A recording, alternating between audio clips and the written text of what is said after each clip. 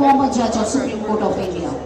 Judicial infrastructure is important for improving access to justice and to meet the growing demands of the people. Today is an historic occasion for the districts of Madurai by Honorable Chief Minister of Tamil Nadu and inauguration of Chief Judicial Magistrate Court at Madurai by Honorable Minister of Law and Justice, Government of India. Let us all praise the Mother Tamil by singing Tamil Thai Valthu.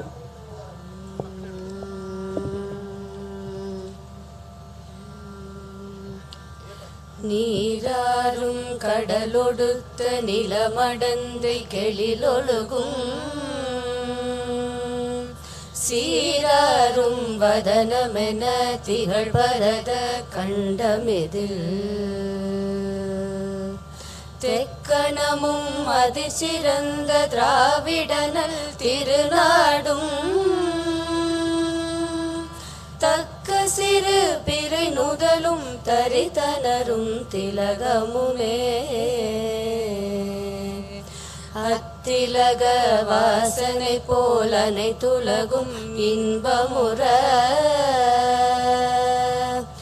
எத்திசையும் புகழ் மணக்க இருந்த பெரும் தமிழனங்கே தமிழனங்கே உன் சீரிழமை திறம் வியந்து செயல் மறந்து வாழ்த்துதுமே வாழ்த்துதுமே வாழ்த்துதுமே.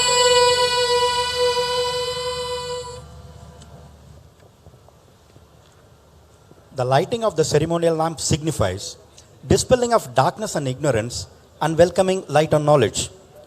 This assumes significance today since we are gathered here to witness the inauguration of various courts, which promotes access to justice by dispelling darkness and sufferings in the lives of litigants and dawn upon them a ray of hope and belonging. May I now invite the dignitaries on the dais to light the Kuthuvilakku.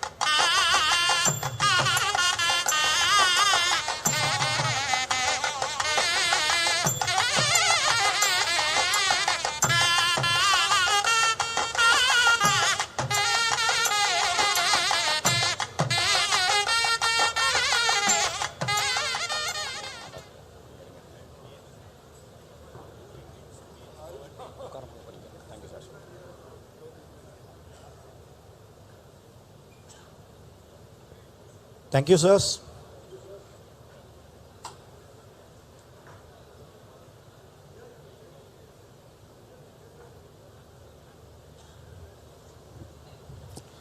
His Lordship, the Acting Chief Justice of Madras High Court, has been constantly striving to improve the justice delivery system in terms of infrastructure and, more importantly, the working culture. His Lordship is known for his dynamic, unstinted support and constant source of inspiration to the judicial fraternity. May I now request Honorable Thiru Justice Sri Raja, the Acting Chief Justice of Madras High Court, to deliver the welcome address.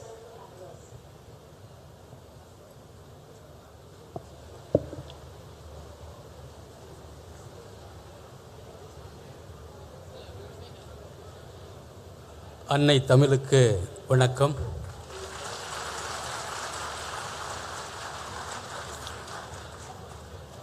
Tamil வளர்த்த மதுரைக்கு என் முதல் வணக்கம். It's a great honor and privilege to wish vanakkam and a very good morning to all of you. It is indeed a great pride and honor to take part in today's ceremony at this Madurai District Court premises for laying the foundation stone for building 30 more court halls, which will take care of your future needs for a century. I request somebody to come and take care of this echoing system. Somebody has to come. Today we have assembled to lay the foundation stone to rise 6-story buildings, basement, stilt, and six more floors we are going to have it. The government has come forward to sanction 230 crores of rupees for this entire project. As a mark of accepting and initiating the process, the government has also issued a GO sanctioning right now 166 crores to cover up the initial work of basement, stilt and 3-story buildings. In each floor we are going to have 6 court halls. To this great occasion, it is my great pleasure to welcome our Honorable Chief Justice of India, Madam Chief Justice, to one of the most ancient temple cities in the world, undoubtedly older than the great Roman city. The British history says that the Magna Carta is the foundation for the rule of law, symbol of liberty, freedom and peace.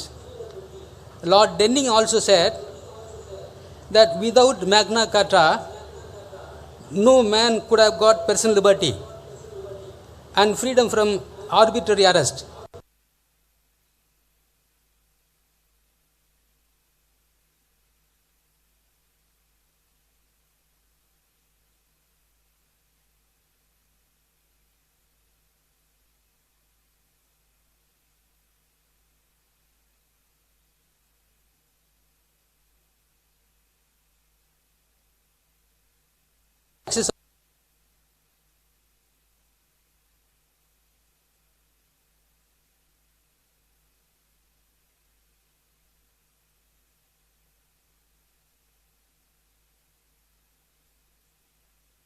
Captured London. He was forced to negotiate with the people and the nobles.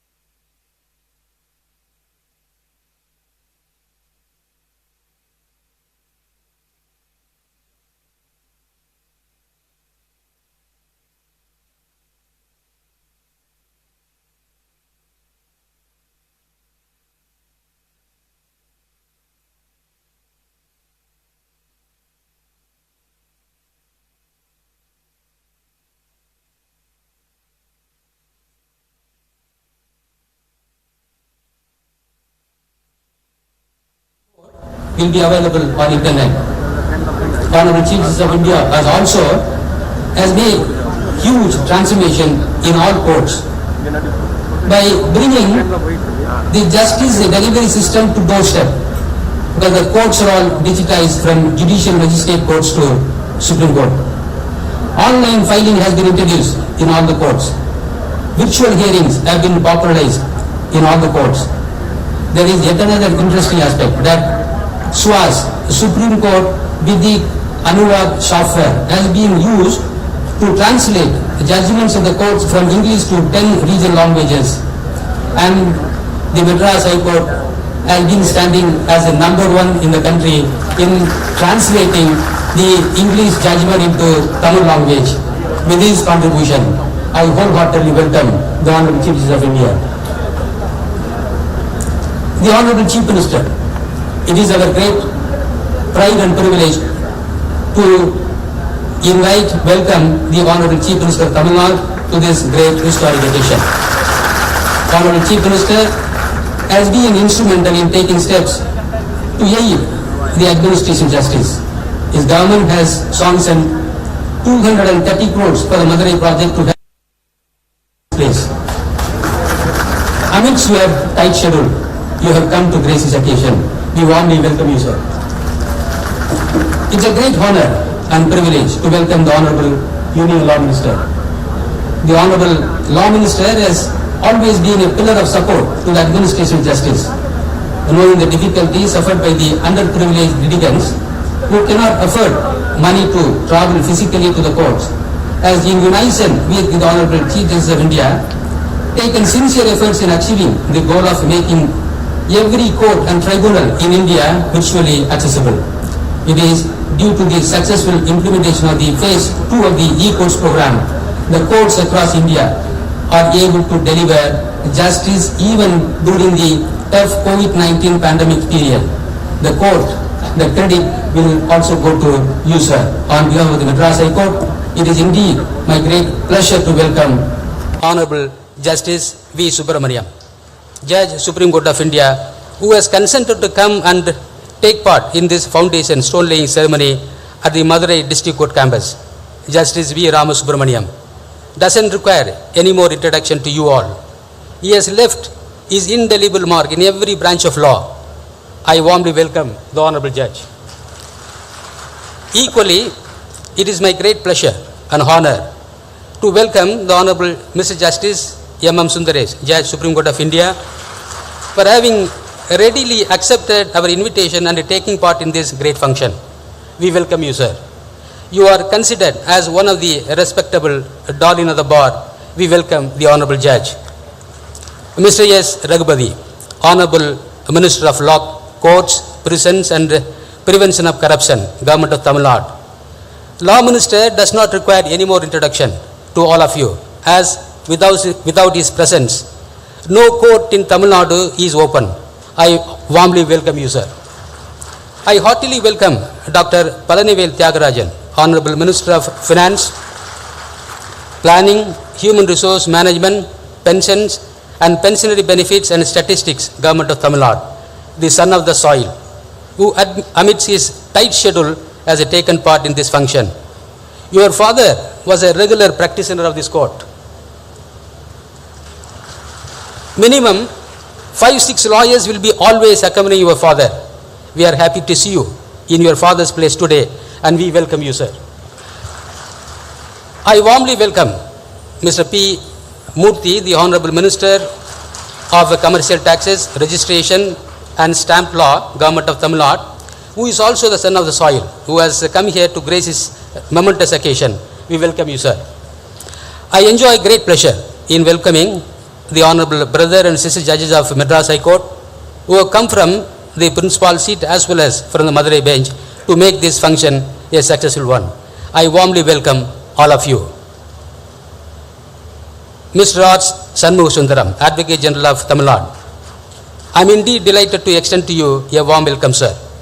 I also extend my hearty welcome to all the faculty members and students of the government law colleges at Madurai and Trichy, and also the Tamil Nadu National Law University, Trichy.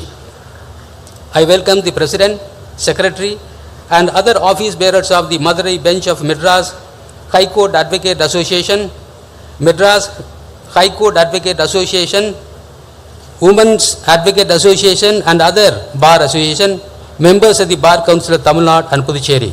More importantly, I warmly welcome the presidents, secretaries and office bearers and all members of various associations in Madurai, bar associations in Madurai. I also welcome the learned members of the Madurai Bar Association, learned members practicing in the Madurai District Court, Madurai bench of Madras High Court and judges from various districts who have come here to grace this important occasion. I also welcome the district collector, commissioners and all the officials of the district administration, police officials, press and media to this function. I thank each and every one of you who have gathered here to grace this occasion. I kindly request you to pardon me if I omit to welcome any one of you. Thank you. Vanakkam.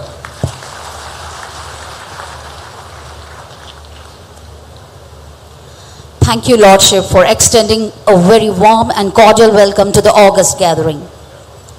It's now time for honoring the dignitaries. I humbly request Honorable Thiru Justice T. Raja, Acting Chief Justice of Madras High Court, to honor our esteemed Chief Guest of the Day, Honorable Dr. Justice D.Y. Chandrachud, Chief Justice of India.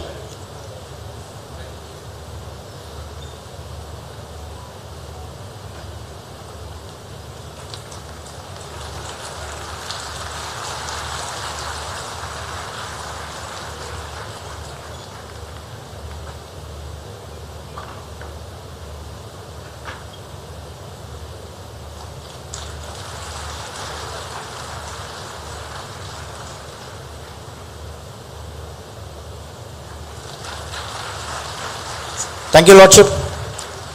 I humbly request Honorable Thiru Justice S. Vaidyanathan, Judge, High Court of Madras, to honor Thiru M.K. Stalin, Honorable Chief Minister of Tamil Nadu.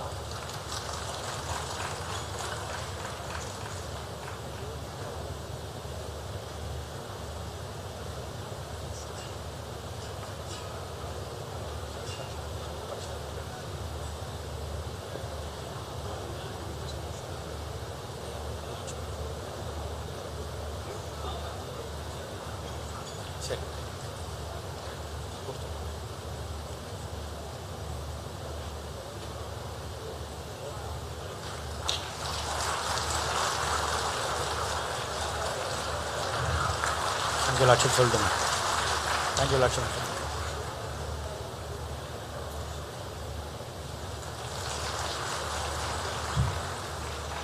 Thank you, my Lord.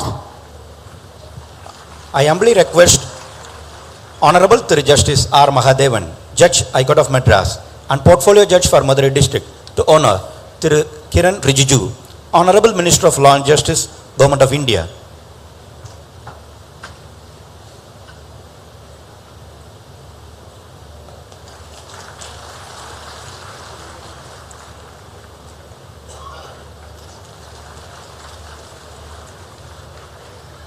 Thank you, Lordship.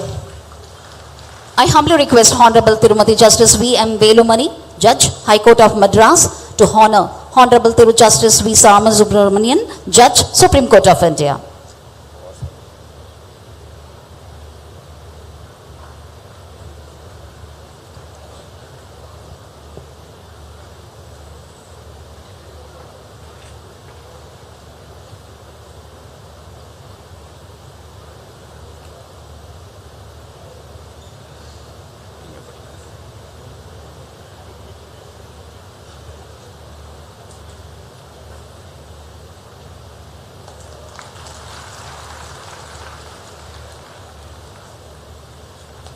Thank you, Lordship. I humbly request Honorable Thiru Justice D. Krishna Kumar, Judge, High Court of Madras, to honor Honorable Thiru Justice M. M. Sundaresh, Judge, Supreme Court of India.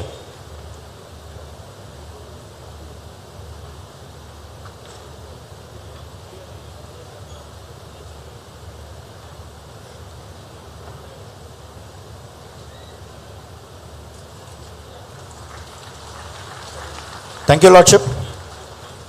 I humbly request Honorable Thiru Justice S. S. Sundar, Judge, High Court of Madras, to honor Honorable Thiru Justice Sri Raja, Acting Chief Justice, Madras High Court.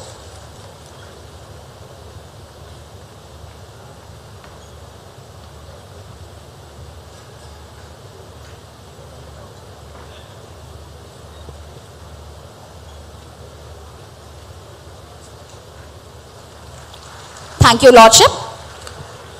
I request Thiru R. Shanmugasundaram, Advocate General of Tamil Nadu, to honor Thiru S. Raghupati, Honorable Minister for Law, Courts, Prisons and Prevention of Corruption, Government of Tamil Nadu.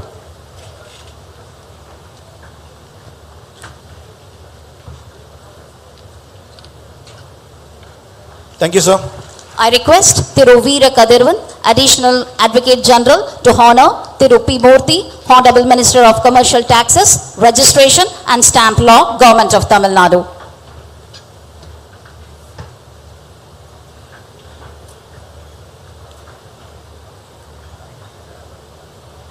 Thank you, sir. Sultan. Thank you, sir. I request Thiru R. Bhaskaran, Additional Advocate General, to honor Dr. Palinivel Tyagarajan, Honorable Minister of Finance, Planning, Human Resource Management, Pensions and Pensionary Benefits and Statistics, Government of Tamil Nadu.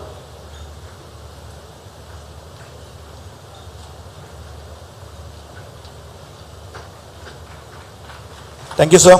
I request Thiru P. Dhanabal, Registrar General, Madras High Court, to honor Honorable Thiru Justice R. Mahadevan, Judge, High Court of Madras and Portfolio Judge of Madurai District.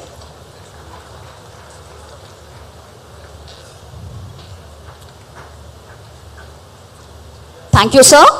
I request Thiru N. Venkatavaradan, Additional Registrar General, Madurai Bench of Madras High Court, to honor Thiru R. Shanmugasundaram, Advocate General of Tamil Nadu.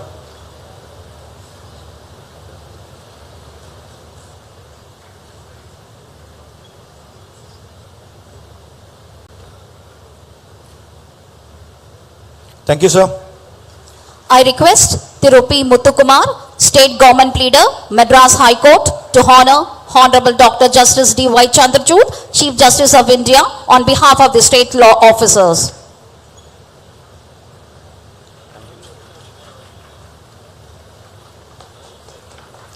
Thank you, sir.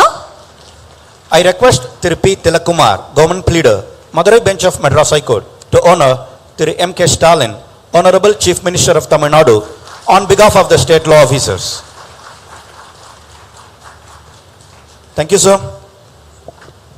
Honoring of dignitaries by Madurai District Bar Associations, MBA Madurai Bench and Madurai Advocates High Court Association. I request Thiru A. Nedujalian, M. Chandrasekharan, S. Ashok Kumar, President, Vice President and EC member of the Madurai Bar Association, to honor Honorable Dr. Justice D.Y. Chandrachud, Chief Justice of India.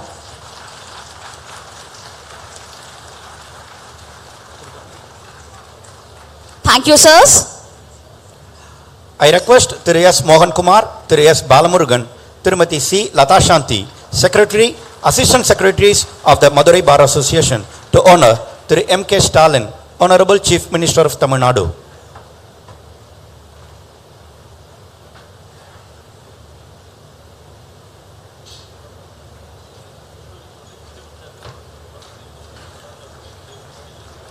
Thank you, sirs. Thank you, madam. I request Thiru A. Sabha Balamurugan, P. Satish Armugam, R. Muthukumaran, EC members of the Madurai Bar Association, to honor Thiru Kiran Rijiju, Honorable Minister of Law and Justice, Government of India.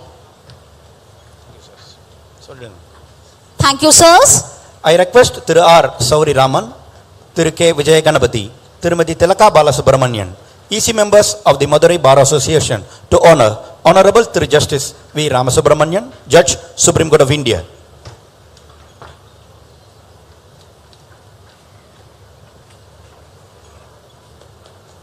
Thank you, sirs. Thank you, madam.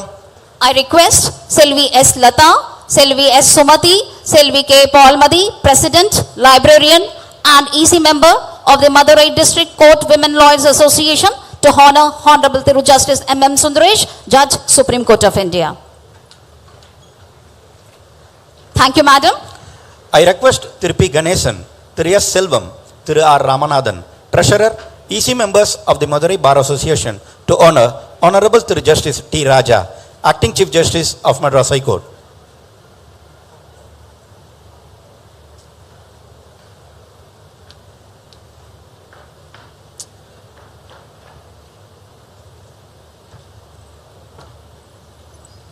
Thank you, sirs.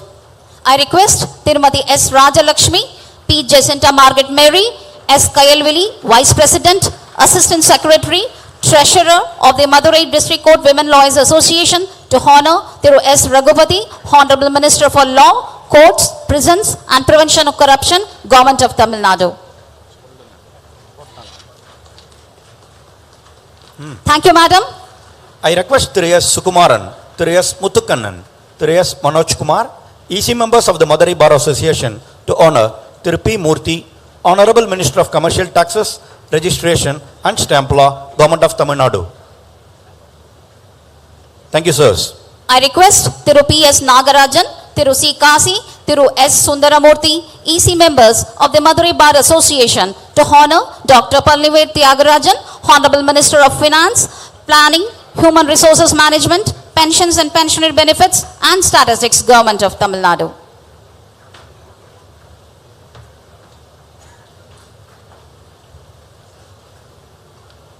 Thank you, sirs. I request Thiru N. Damodaran, Thiru H. Shahulamid, Thiru B. Chandru, EC members of the Madurai Bar Association to honor Honorable Thiru Justice R. Mahadevan, Judge High Court of Madras and Portfolio Judge of Madurai District.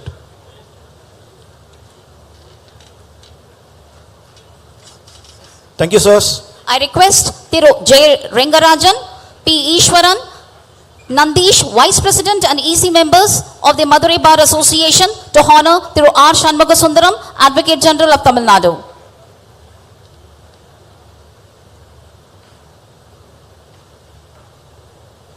Thank you, sirs. Honored guests, ladies and gentlemen, it is our pleasure to now present a short video clip showcasing the new courts and buildings that are about to be inaugurated today. I invite your kind attention to the screens placed in the hall to feel the moment.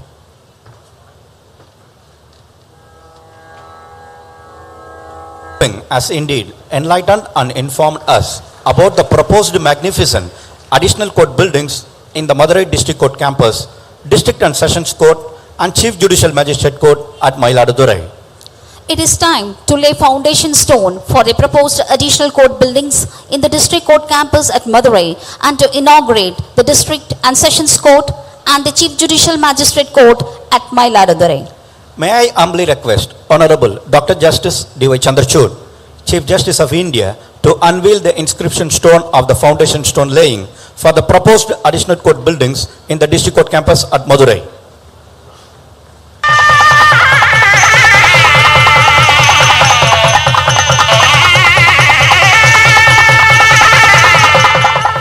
Thank you, Lordship. May I humbly request Thiru M.K. Stalin, Honorable Chief Minister of Tamil Nadu, to inaugurate the District and Sessions Court at Mayiladurai through video conferencing.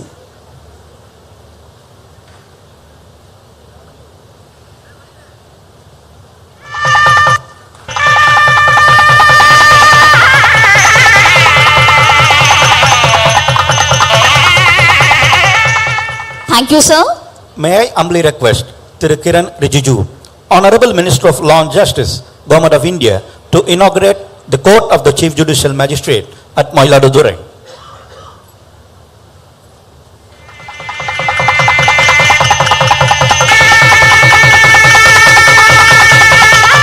Thank you, sir. It's time to offer felicitation. May I request Thiru R. Shanmugasundaram, Advocate General of Tamil Nadu, to offer his felicitation. Honorable Chief Justice of India, Dr. D.Y. Chandrachud, Honorable Chief Minister of Tamil Nadu, through M.K. Stalin, Honorable Union Law Minister,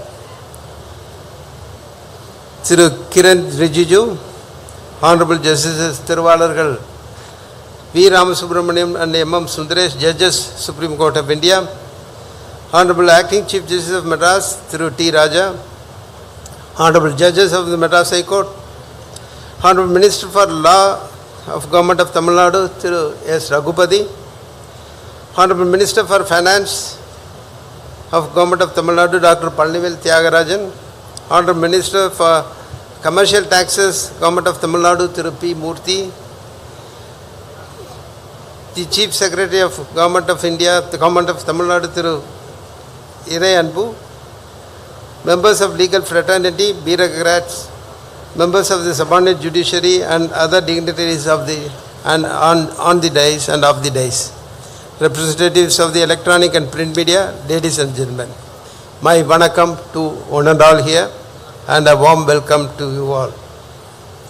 At this August gathering, we saw the Honorable Chief Justice of India laying foundation stone for the additional court buildings in the district court complex at Madurai.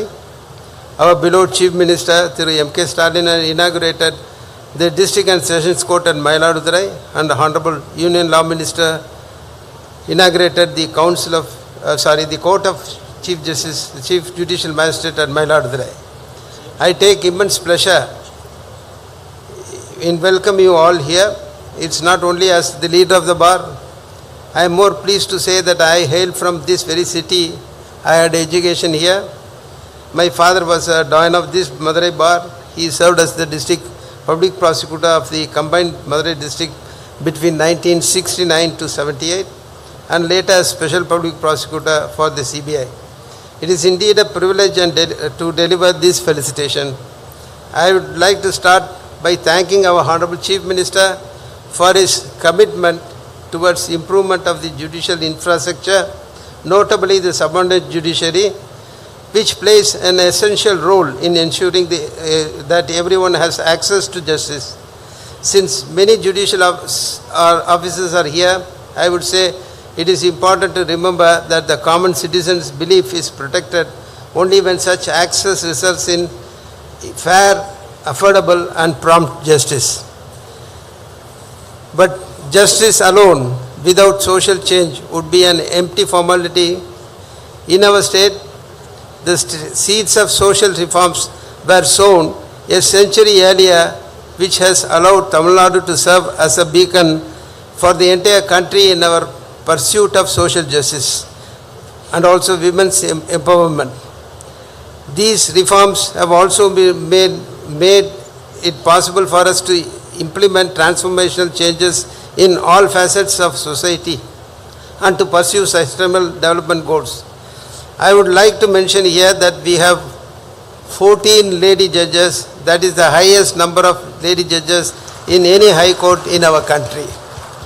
I would only request Dr. Chandrachud to increase this by at least 20. We'll have 30% at least out of the 60 judges. Today I am pleased to note that our Chief Minister is continuing the noble tradition set by our former Chief Minister and his father Muthamizhariஞர் Dr. Kalaignar, who was instrumental in modernizing the function of the courts in Tamil Nadu. Many of us here would recall that it was Dr. Kalaignar who laid the foundation stone for Madurai bench of the Madras High Court in 2000. He had allotted 147 acres of land for the Madurai bench, which is one of the beautiful looking high courts in the country.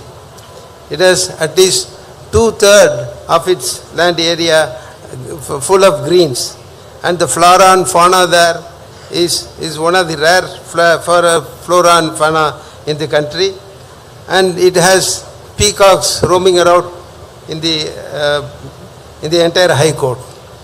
I request the Honorable Chief Justice to visit the high court and see this place and also stay in one of the bungalows for some time. I will suggest even to conduct your winter courts here in the Madurai bench. And year back from now, our Chief Minister allotted 4.7 crores for a land opposite to the principal seat of Madras High Court for the construction of a 9-story sessions court as building. On 23rd April 2022, our Honorable Chief Minister fulfilled one of the demands of the legal fraternity by enhancing the death claim of the advocate's welfare from 7 lakhs to 10 lakhs and allotted 20 crores for welfare fund scheme.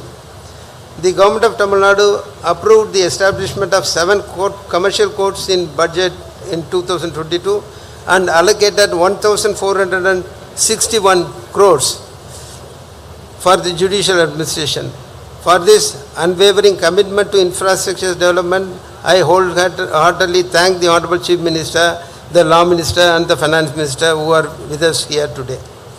I earnestly hope that continuous transformation of judicial infrastructure will enhance not only accessibility to the litigants but also impart technological advancement and modern amenities to the judicial officers and lawyers to elevate the quality of justice. The pandemic taught us how to use virtual conferencing, and it was undoubtedly made the institution more democratic. Our own High Court has continued to utilize video conferencing facilities every Friday so that one can now use e-conferencing facilities to appear before the High Court from any remote corner of the High Court, the state. I also like to congratulate Honorable Union Law Minister for his enormous contribution to the legal system and for joining us today to uphold the federal values inherent in the Indian Constitution. In the words of Thiruvalluvar, the great will be able to perform in the proper way deeds which are difficult. பெருமையுடையவர் ஆற்றுவார் ஆற்றின் அருமையுடைய செயல். It is indeed an honor for me to share this moment with you all on behalf of the entire bar gathered here.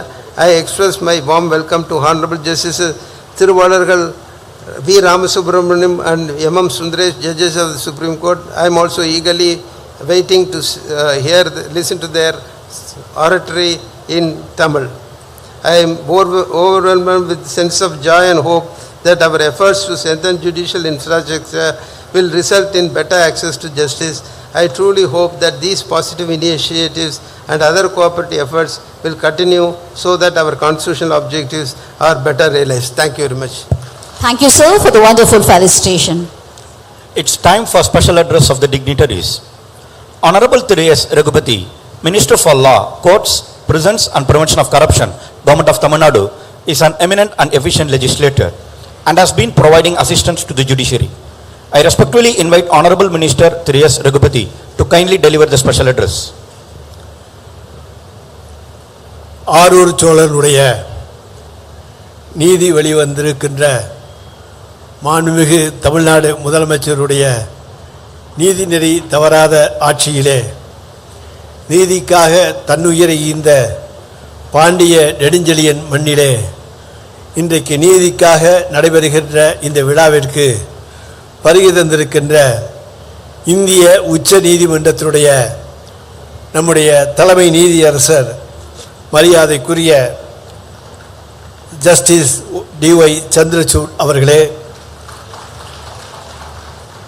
எங்களுடைய தலைவர் தமிழகத்துடைய முதலமைச்சர் அவர்களே,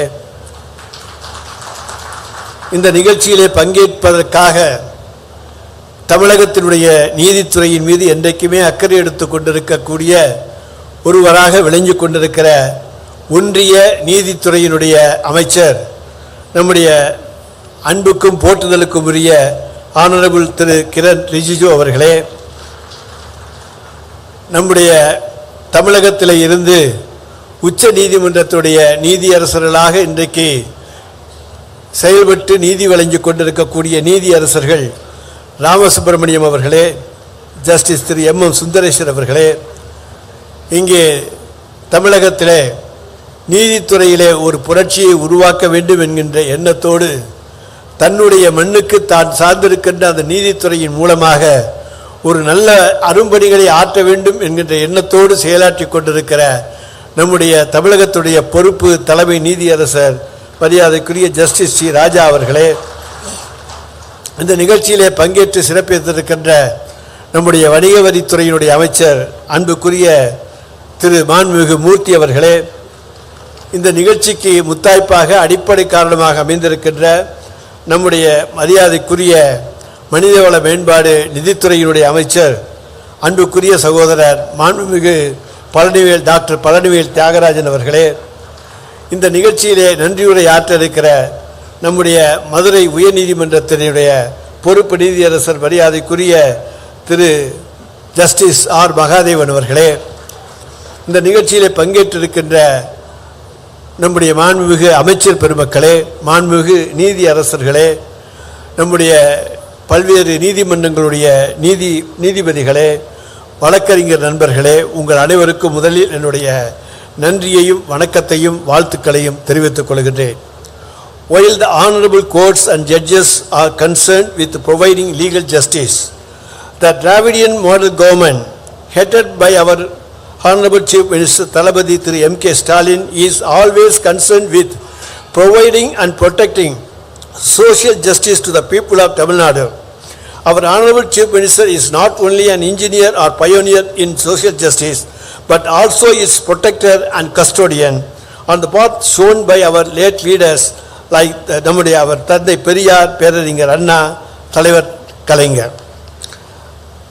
Emanated from the family of longest served Chief Justice of India, Honorable Justice Thiru Chandrachud's family, and practiced as an advocate, senior advocate in various areas of law, still continuing as an educationalist in the noble profession of teaching, served as a judge and the Chief Justice of High Courts, and finally, now the 50th, that is a golden number, Chief Justice of India, Honorable Dr. Justice T.Y. Chandrachud.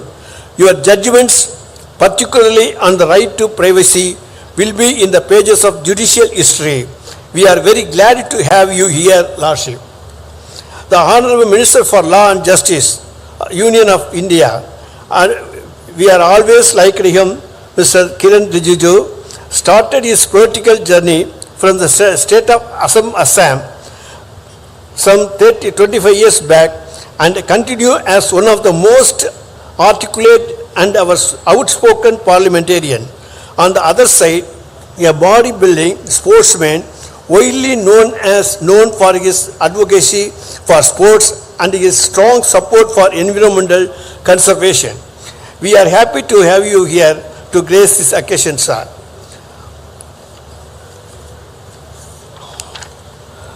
While delivering the 19th Sri Gangaram oration during February 2023 on the topic, a perception for justice, quest for fairness and equality for health care, our Honorable Chief Justice of India, Honorable Chief Justice of India D.Y. Chandrachud said, several cases challenging National Medical Commission's decisions or cases relating to NEET have found their way to my bench at the Supreme Court. Often, courts cannot enter policy domain, and it is the duty of the state or union government to listen to the representations made by the students. However, whenever injustice is done, it becomes our bounden duty to intervene. The sheer amount of litigation of NEET cases is indicative of the hopes and aspirations of millions of students. It is proof that medicine is one of the most sought after professions in India.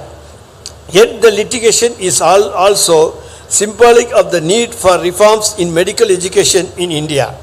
The principles of justice underlay the practice of both law and medicine, and both the fields are concerned with fairness, equality and well-being of communications and individuals. இது தமிழக மக்களுக்கு நீங்கள் தந்திருக்கின்ற நம்பிக்கையான வார்த்தைகள் என்பதை இந்த நேரத்திலே நாங்கள் மகிழ்ச்சியோடு தெரிவித்துக் கொண்டு, இந்த மாநகர் மதுரையிலே இன்றைக்கு 166 கோடி ரூபாயிலே கட்டப்பட இருக்கிற மாவட்ட நீதிமன்றம் ஒரு மைல்கல்லாக அமையும். இங்கே நம்முடைய பேரறிஞர் பெருந்தகை அண்ணாவிற்கு பிறகு இங்கே வருகை தருகிற முதலமைச்சராக நம்முடைய மாண்புமிகு தமிழ்நாடு முதலமைச்சர் அவர்கள் இருக்கிறார்கள் என்பதையும் நாங்கள் பெருமையோடு சுட்டிக்காட்ட விரும்புகிறோம். அதைப்போல இந்திய உச்ச நீதிமன்றத்துடைய நீதியரசர், அதைப்போல உச்ச நீதிமன்றத்துடைய நீதியரசர்கள், அதைப்போல நம்முடைய தலைமை நீதியரசர், அதைப்போல இந்திய ஒன்றியத்தினுடைய நம்முடைய சட்டத்துறை அமைச்சர், அத்தனை பேரும் பங்கு கொள்கிற விழா நிகழ்ச்சி என்பது முத்தாய்ப்பான நிகழ்ச்சியாக மதுரை நீதிமன்ற வரலாற்றிலே மறக்க முடியாத ஒரு நிகழ்ச்சியாக அமையும் என்பதை சொல்லி வாய்ப்புக்கு நன்றி கூறி விடைபெற்றுக் கொள்கின்றேன். நன்றி, வணக்கம். Thank you, sir, for your enduring and informative special address. Honorable Thiru Justice M.M. Sundaresh.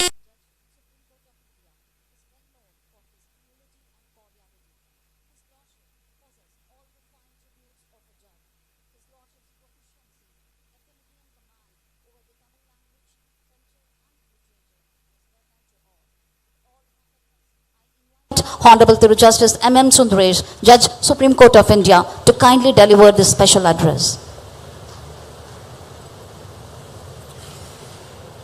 In one of the morning tea,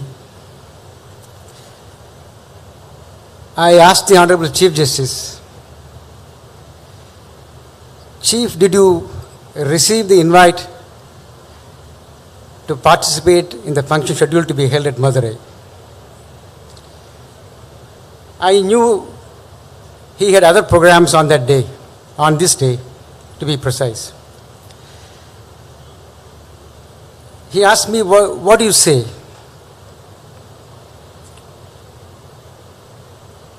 He knew the answer. He expected it from me. I told him, Chief, you know the answer. And the answer, I'm saying that you should certainly be present there. It's always an honor for all of us. Thank you very much, Chief, for making your presence here.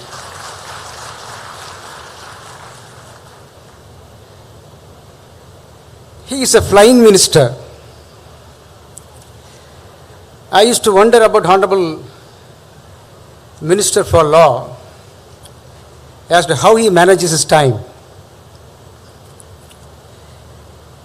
More often than not, he would sleep on his travel. In his busy schedule, he is present among us. Therefore, along with you, I also welcome him. Honorable Sri Kiran Rijiju.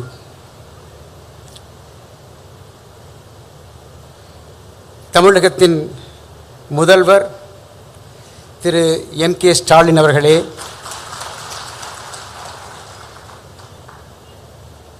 என் அருமை சகோதரர், எல்லா வகையிலும் எனக்கு உறுதியாக இருப்பவர் நீதியரசர் திரு we. Ramasubramaniam அவர்களே, சென்னை உயர்நீதிமன்றத்தின் பொறுப்பு நீதிபதி டி. ராஜா அவர்களே, திரு ரகுபதி சட்டமைச்சர் அவர்களே, டாக்டர் பழனிவேல் தியாகராஜன் அவர்களே, என் அருமை நண்பர் நீதியரசர் மகாதேவன் அவர்களே, அமைச்சர் மூர்த்தி அவர்களே,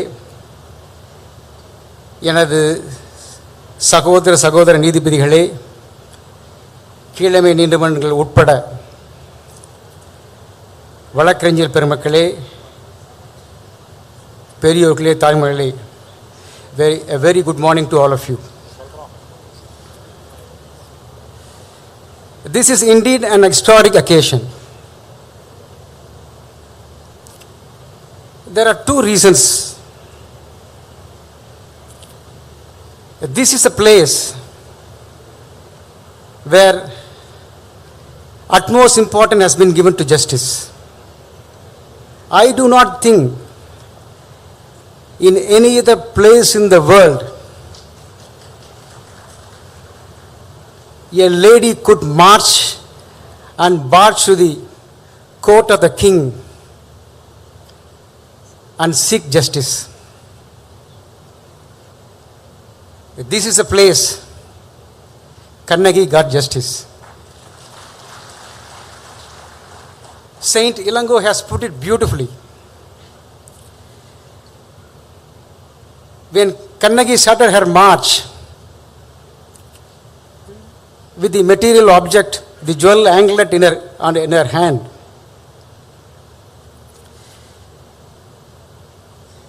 the entire public was disturbed.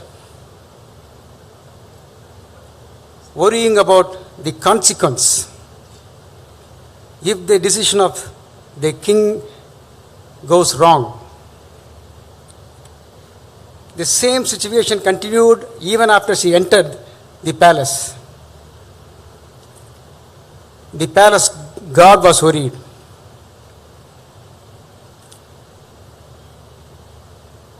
When she entered the palace, with full of tear and anger, the king trembled. When she spoke, the king died after hearing her words. He gave up his life. Thereafter, as what remained was merely bestial. The queen followed.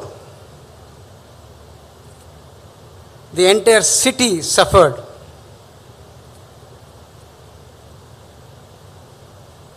Even the elements of nature trembled, including sun. I would only quote the description of Ilango. மெய்யில் பொடியும் விரித்த கருங்குழலும் கையில் தனிச்சிலம்பும் கண்ணீரும் வையக்கோன் கண்டனே தோட்டனன் காரிகை தன் சொல் செவி உண்டனே தோட்டனன் உயிர். That is the level of justice this place has witnessed. Therefore, it is befitting that the Honorable Chief Justice is here today. The second reason, district judiciary is the backbone of the justice dispensation. A view which is very often reiterated by the Honorable Chief Justice. He said, please do not call it as subordinate judiciary. It is district judiciary. If a person dispensing justice is a public servant, there can never be a difference between a civil judiciary division and the Chief Justice of India. This is not my word, it is his words.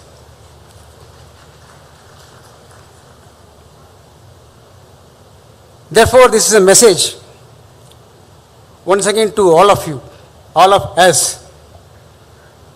that there is no difference except with the hierarchy. It is like a family where the father's word will be respected, which does not mean that others are not important. I would conclude my speech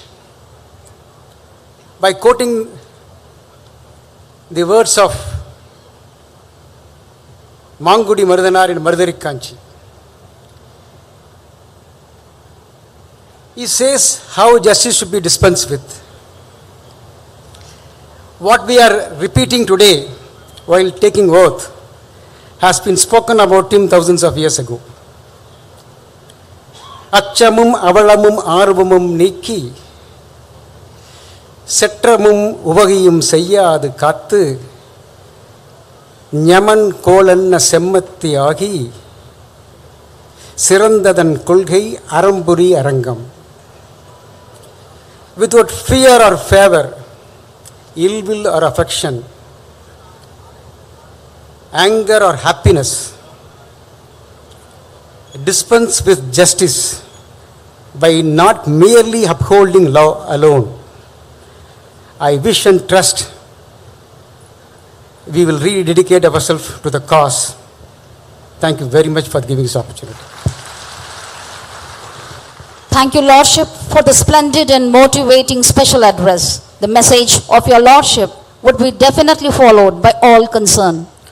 Honorable Thiru Justice V. Ramasubramanian, Judge, Supreme Court of India, is widely acclaimed for his scholarly trait, wit and humor, evincing the combination of passion for humanity and high legal technique. His Lordship's contribution to the Tamil language is well known and widely recognized, as we all are the beneficiaries of his speeches and writings. With all great respect, I invite Honorable Thiru Justice V. Ramasubramanian, Judge Supreme Court of India, to kindly deliver the special address. மாண்புமிகு இந்திய உச்ச நீதிமன்றத்தின் தலைமை நீதியரசர் doctor D.Y. Chandrachud அவர்களே,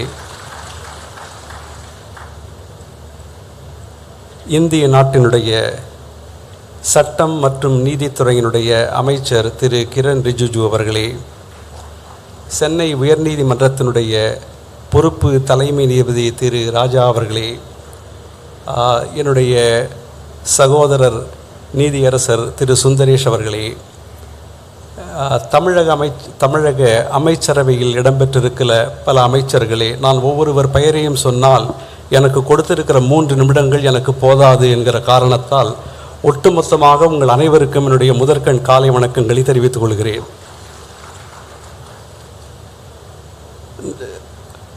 When Honorable Justice Sundaresh started speaking in English, my heartbeat almost went up, because normally he starts speaking in Tamil and switch over to English, paving the way for me to follow him.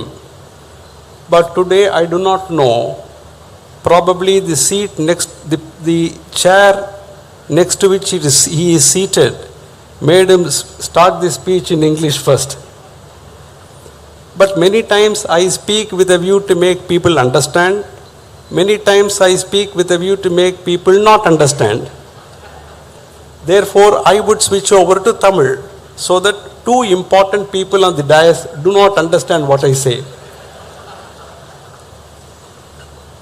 இந்த மதுரை நகரம் 3 விஷயங்களுக்கு பெருமை வாய்ந்தது என்பது வரலாறு சொல்லுகிற உண்மை. முதல் விஷயம், empowerment of women. Honorable Chief Justice, I was telling the audience that this is a historical city which is famous for 3 things. Number 1, empowerment of women. I know, and all of you know, that empowerment of women is a subject extremely dear to the heart of the Honorable Chief Justice of India. Now let me tell you how this place is very important for the empowerment of women. It is here, normally, the transition of power flows from man to women, but this is the only place in the world where power is transferred from women to men. Goddess Meenakshi, whom you had darshan yesterday, is the ruling deity of this place. She rules this place every year for 4 months, 4 Tamil months commencing from Chitrai. April 14th is the Tamil New Year's Day. Chitrai, Vaikasi, Ani, Avani. All these 4 months, Goddess Meenakshi rules this place. Thereafter, she has international affairs to take care of. Therefore, she transfers power to her husband Sundareshwarar for the remaining 8 months. In fact, you should also know that the original name of Honorable Justice Sundaresh was Meenakshi Sundaresh. I do not know what happened. He cut it short into M.M. Sundaresh, which does not befit the place where we are now standing today. Therefore, I think he must get back to his original name.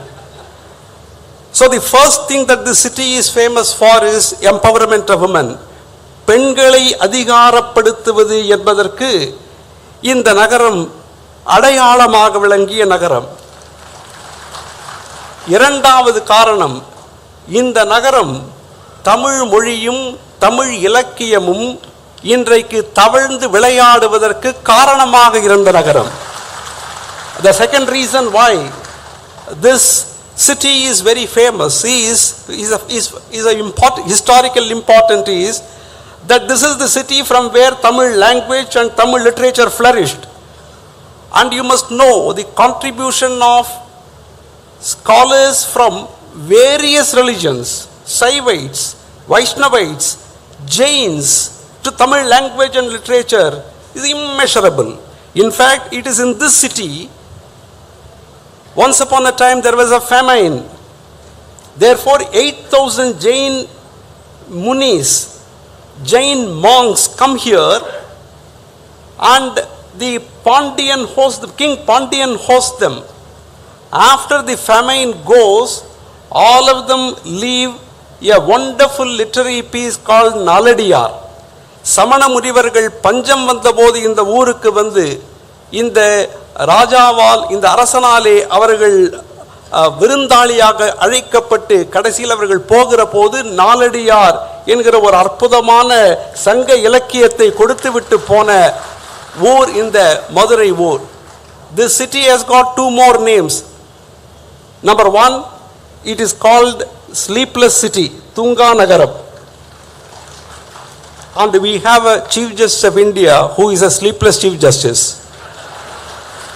While some of us, I should admit are sleeping justices.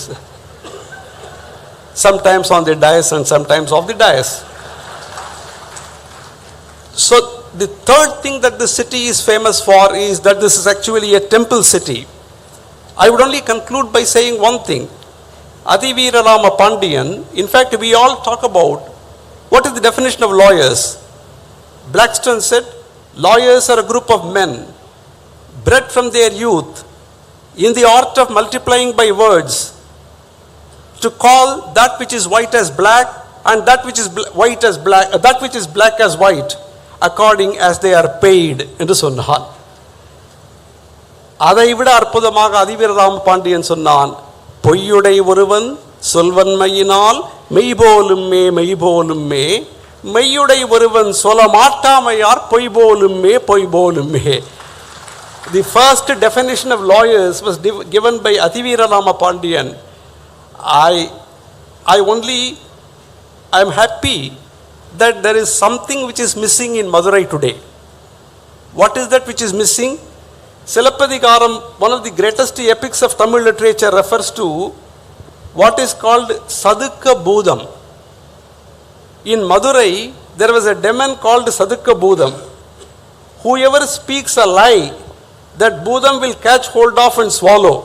Fortunately, that Sadukka Bhoodam is not available now. Therefore, I think we as a community escape. With these few words, I thank the Honorable Acting Chief Justice for giving me this opportunity. Thank you very much. Thank you, Lordship, for your enlightening and inspiring special address. The message of your Lordship would certainly be a guiding stone for all the stakeholders. Honorable Thirukiran Rijiju, Minister of Law and Justice, Government of India, a laudable personality, hails from the land of dawnlit mountains and one amongst the seven sister states. Being an experienced and seasoned minister, he has wide knowledge in various portfolios. The Honorable Minister has been the catalyst in various projects of Department of Justice, especially the Phase 3 of E-Courts project for the District Judiciary aimed at enhancing judicial institutions and efficiency of courts. With all humbleness, I invite Honorable Minister of Law and Justice, Government of India, to kindly deliver the special address. Thank you very much. Vadakkam. I was introduced as a very seasoned politician, but the former Chief Justice of India, when we met for the first time, he thought I am a college-going student. So, but I keep telling people, don't go by my looks. It's very deceptive. I'm not as young as I look. So, I'm happy to be today introduced as a very senior and seasoned politician for the first time. Honorable Chief Justice of India, Justice D.Y. Chandrachud, Honorable Chief Minister of Tamil Nadu, Thiru M.K. Stalin, Honorable Justice V. Rama Subramaniam, Judge Supreme Court of India, Honorable Justice M.M. Sundaresh, Judge Supreme Court of India, Honorable Justice T. Raja, Acting Chief Justice Madras High Court, Thiru S. Raghupati, Law Minister, Tamil Nadu. Thiru Dr. Palanivel Thiagarajan, Finance Minister, Tamil Nadu. Thiru P. Murthy, Minister, Commercial Tax, Tamil Nadu. Honorable Mr. Justice Mahadevan, Judge, Madras High Court, and the other senior judges of Madras High Court, all their brothers and sister judges of Madras High Court, and judges from district and other courts coming from all over Tamil Nadu, the learned Advocate General, all the invited guests. Today I am extremely delighted to be coming to this historic city of Madurai for the first time. I have heard about Madurai so many times, and today very beautifully narrated by all the previous speakers about the historic background, the spiritual touch which this city provides, as well as the other beautiful things associated with this wonderful city. Well, I will not speak long. My drafted speech copy is too thick. If I read the entire speech, it will become too long. I will make very short observations and also tell you about few things what my Ministry of Law and Justice is doing. Let me congratulate the people of Tamil Nadu, particularly Madurai, for these wonderful projects, the new court buildings and the complexes which are being inaugurated today. And I must also appreciate that the judicial infrastructure in Tamil Nadu, all over this state in Tamil Nadu, are comparatively better than many of the states in India. Recently I had visited some other complex on the way to Puducherry, and I could witness the kind of work being done to improve the judicial infrastructure. And it is possible only when the judiciary and the government come together and understand the issues and try to solve it.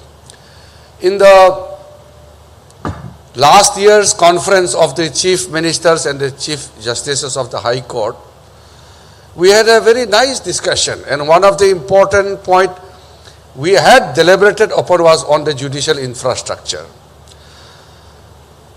We had also agreed that there would be some formal kind of setup where the chief minister and the chief justice of the High Court will work together with a nominated team of officers and judicial officers and administrative officers to identify the gap and other issues concerning the challenges faced by the judiciary.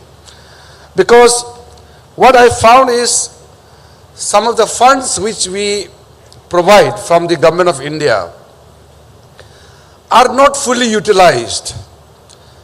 On the other hand, there are demands for more funds for judicial infrastructure, but certain amount of funds remain unutilized.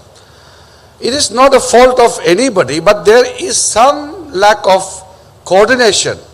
In some of the states, the unutilized funds are little higher than other states. For High Court infrastructure, state government is solely responsible. For the district and the other judicial infrastructure, the central government and the state government come together and we work it. Last year we had allocated a budget of 9,000 crore for district and other courts in the state.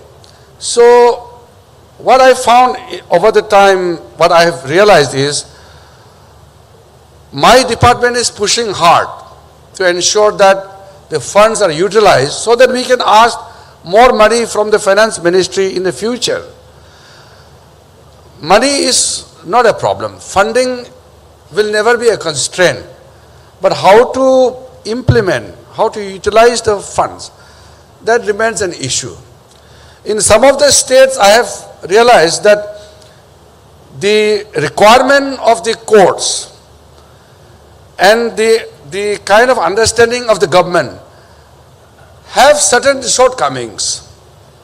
I had talked to some of the concerned state governments and the High Court officials also, in many cases with the Chief Justice of the High Court, that certain things need to be sorted out so that we can utilize the entire budgetary allocation made.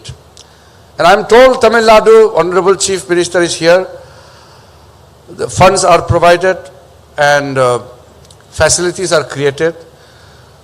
In the new central sponsored scheme for judicial infrastructure, we had added toilets, smart rooms, to have the best facilities available, especially the technological support system must be in place.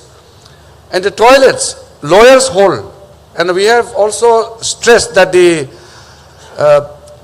ladies' toilets, ladies' lawyers' hall, this must be ensured so that we give our women a proper place to work.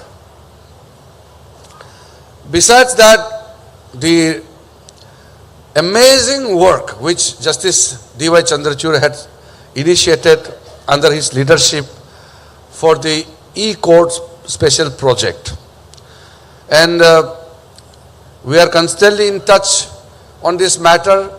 My Department of Justice and the Supreme Court E-Committee, they are working as a team. And the 7,000 crore announced in the last budget will be a game changer.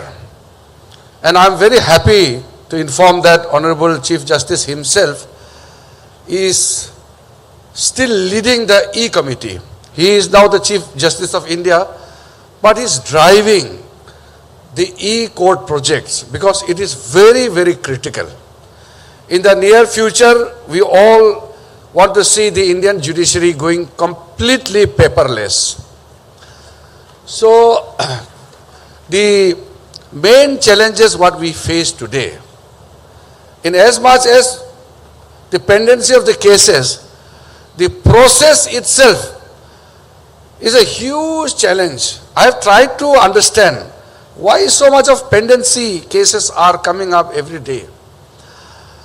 I am not from a legal background, so I don't know much about how the courts function, what are the regular problems faced by the advocates. But when I was in the Home Ministry in the previous tenure, I had learned certain things about the investigating officers, the filing of the charge sheets, cases and everything, which takes long time, much beyond what is expected to. So, with the coming of the technological support, everything can be synchronized in such a way that the Honorable Judge will not require to postpone for the case or give a new date for the want of evidence, bunching of the cases and other issues.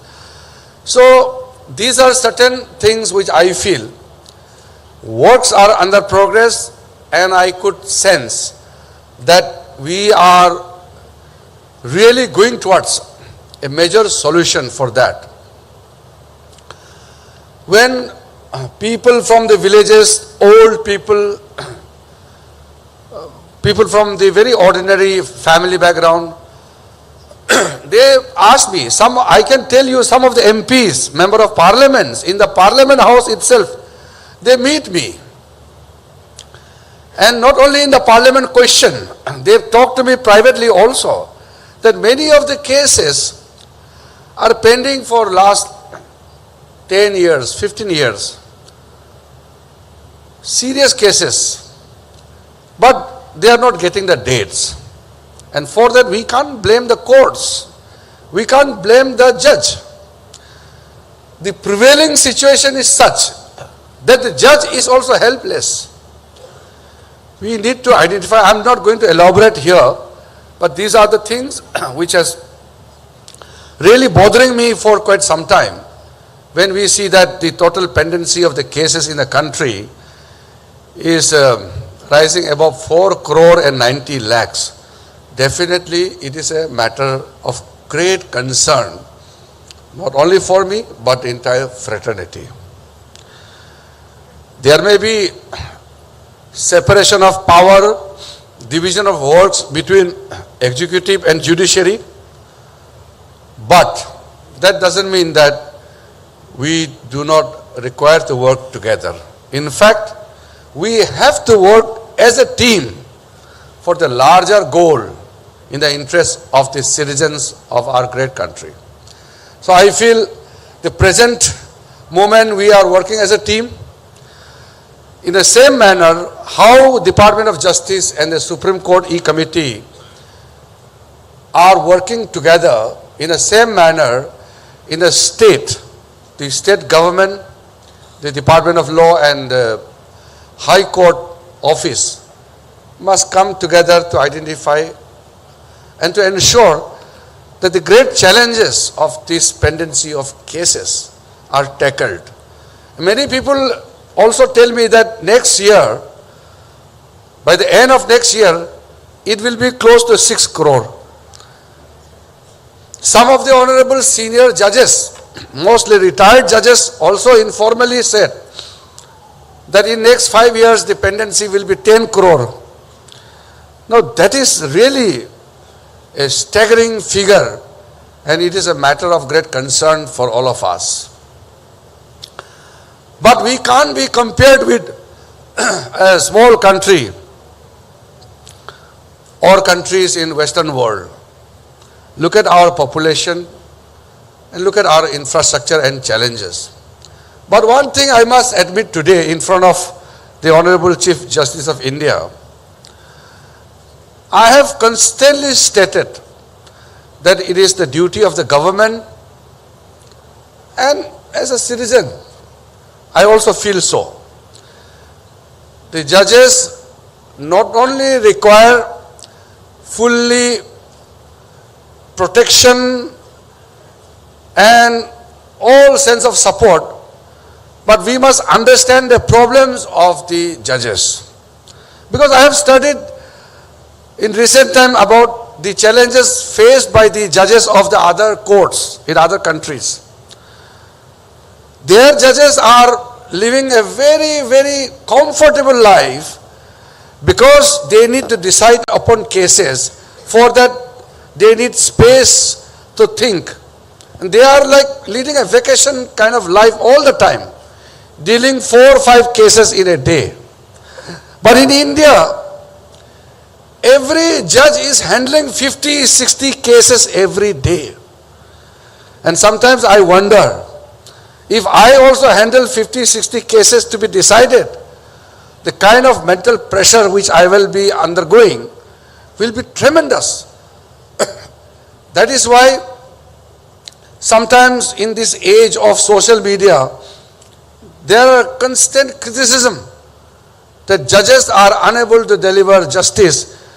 The judges are not in a position to dispose of enough numbers of cases. That is why the pendency of the cases and the numbers are rising, which is not true.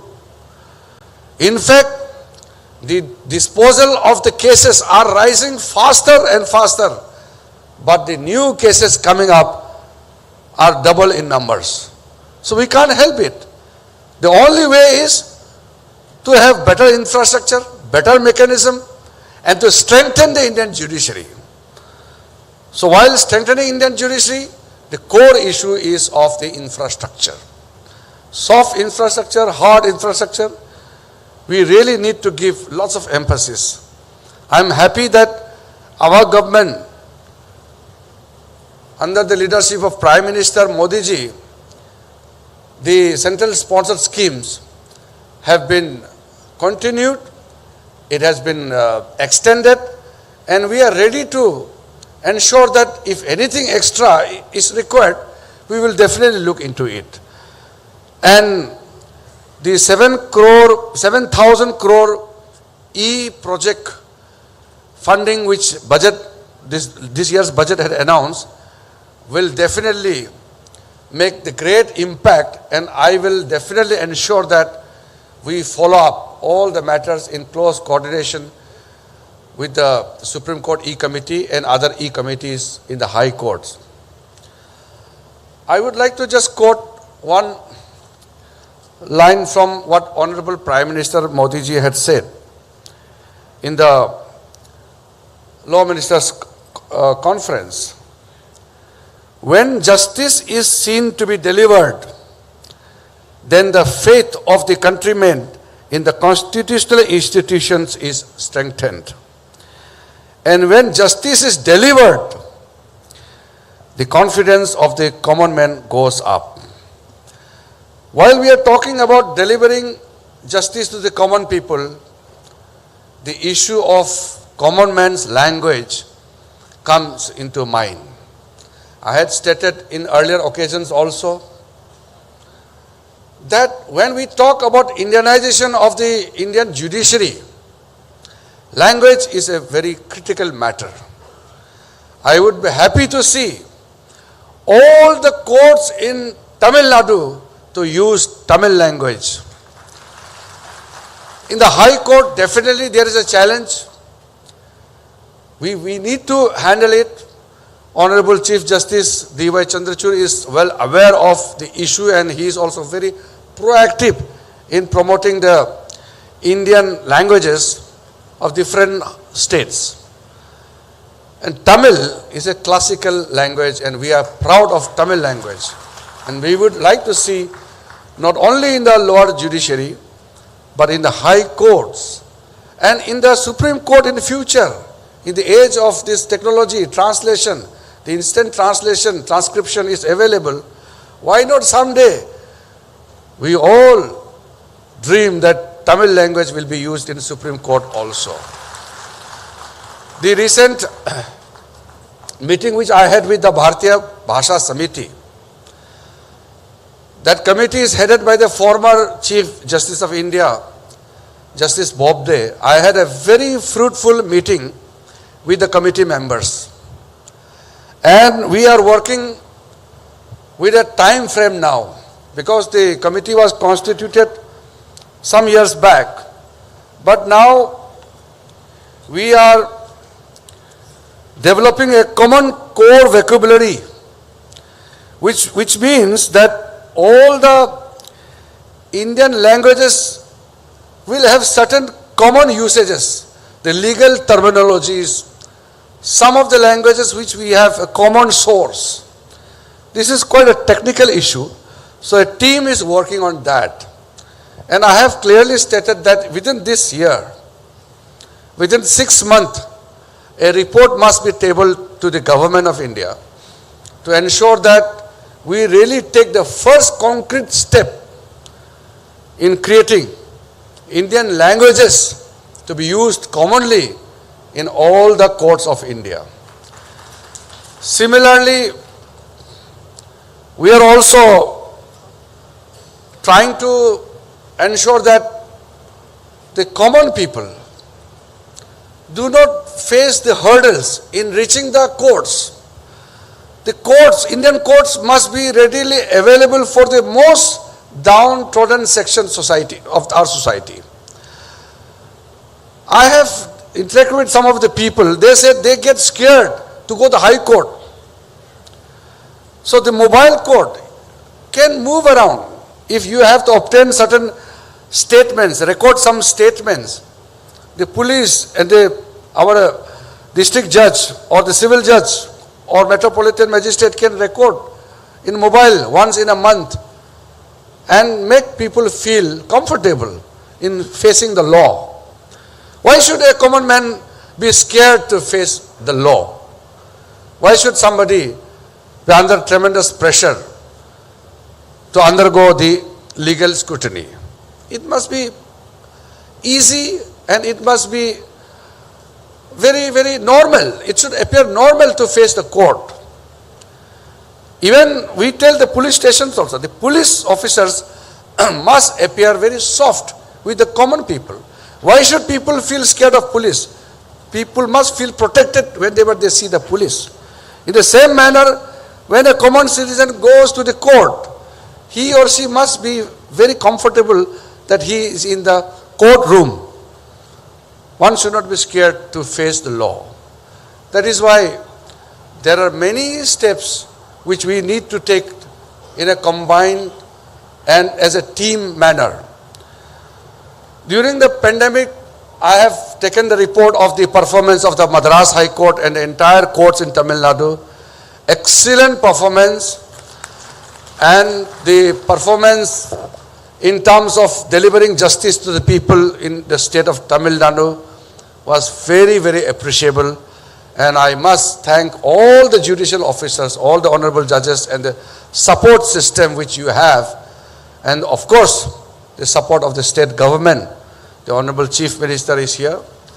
We must always ready to face any challenges, and COVID situation was such a new thing for all of us. We were all nervous, but we worked as a team, as a nation. And Honorable Chief Justice of India had a tremendous role to play in terms of using technology during this pandemic period. As I said, I don't want to touch upon many other subjects. There are many things I feel like sharing with you, but after seeing such a wonderful gathering, even if I don't say much, I'm sure you get my sense. Finally, I just want to touch upon one subject. The fast-track courts are established all over the country. And the fast-track special courts are established especially for heinous crimes against women and children. When the cases of sexual offenses against children are pending, it gives huge pain to me. And when a rape victim has to travel 100, 200 kilometers every 2-3 months for justice, the woman has already undergone such traumatic situation, and then to get the justice, if she has to travel again and again for the justice, this should not be acceptable in a civilized society. Today, I represent the Government of India, the Honorable Chief Justice and his 2 honorable judges from the Supreme Court, Honorable Chief Minister, his cabinet colleagues, honorable judges of the Madras High Court, and all the honorable judges of different courts of Tamil Nadu are here. If we don't respond to this great human challenge, then there will be no alternative route. We are the people who will have to solve it. When a children not able to speak up for himself, when a woman who doesn't have a loud voice enough to tell the world about the trauma she had to pass through, then it is a societal crisis. We need to really deal firmly to ensure that such crimes are not only prevented, but whenever it is committed, the justice is delivered instantly. We need to really think deeply about this.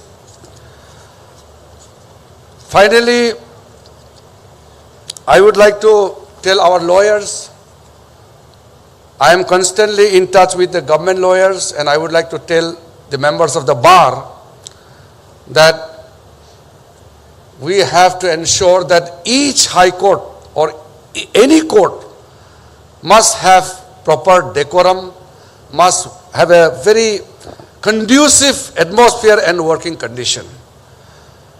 Sometimes I get lots of complaints from different sections of the bars, complaints about maybe few judges or maybe some issues, different kinds of representations which I receive.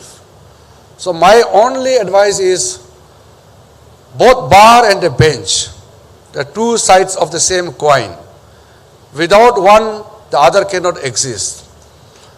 You have to work together to work to ensure that each court complex must be the ideal complex. It should not be divided on the line of ideology or on the basis of differences which come up due to various reasons. Our relationship with the judiciary is excellent. Sometimes I feel sad.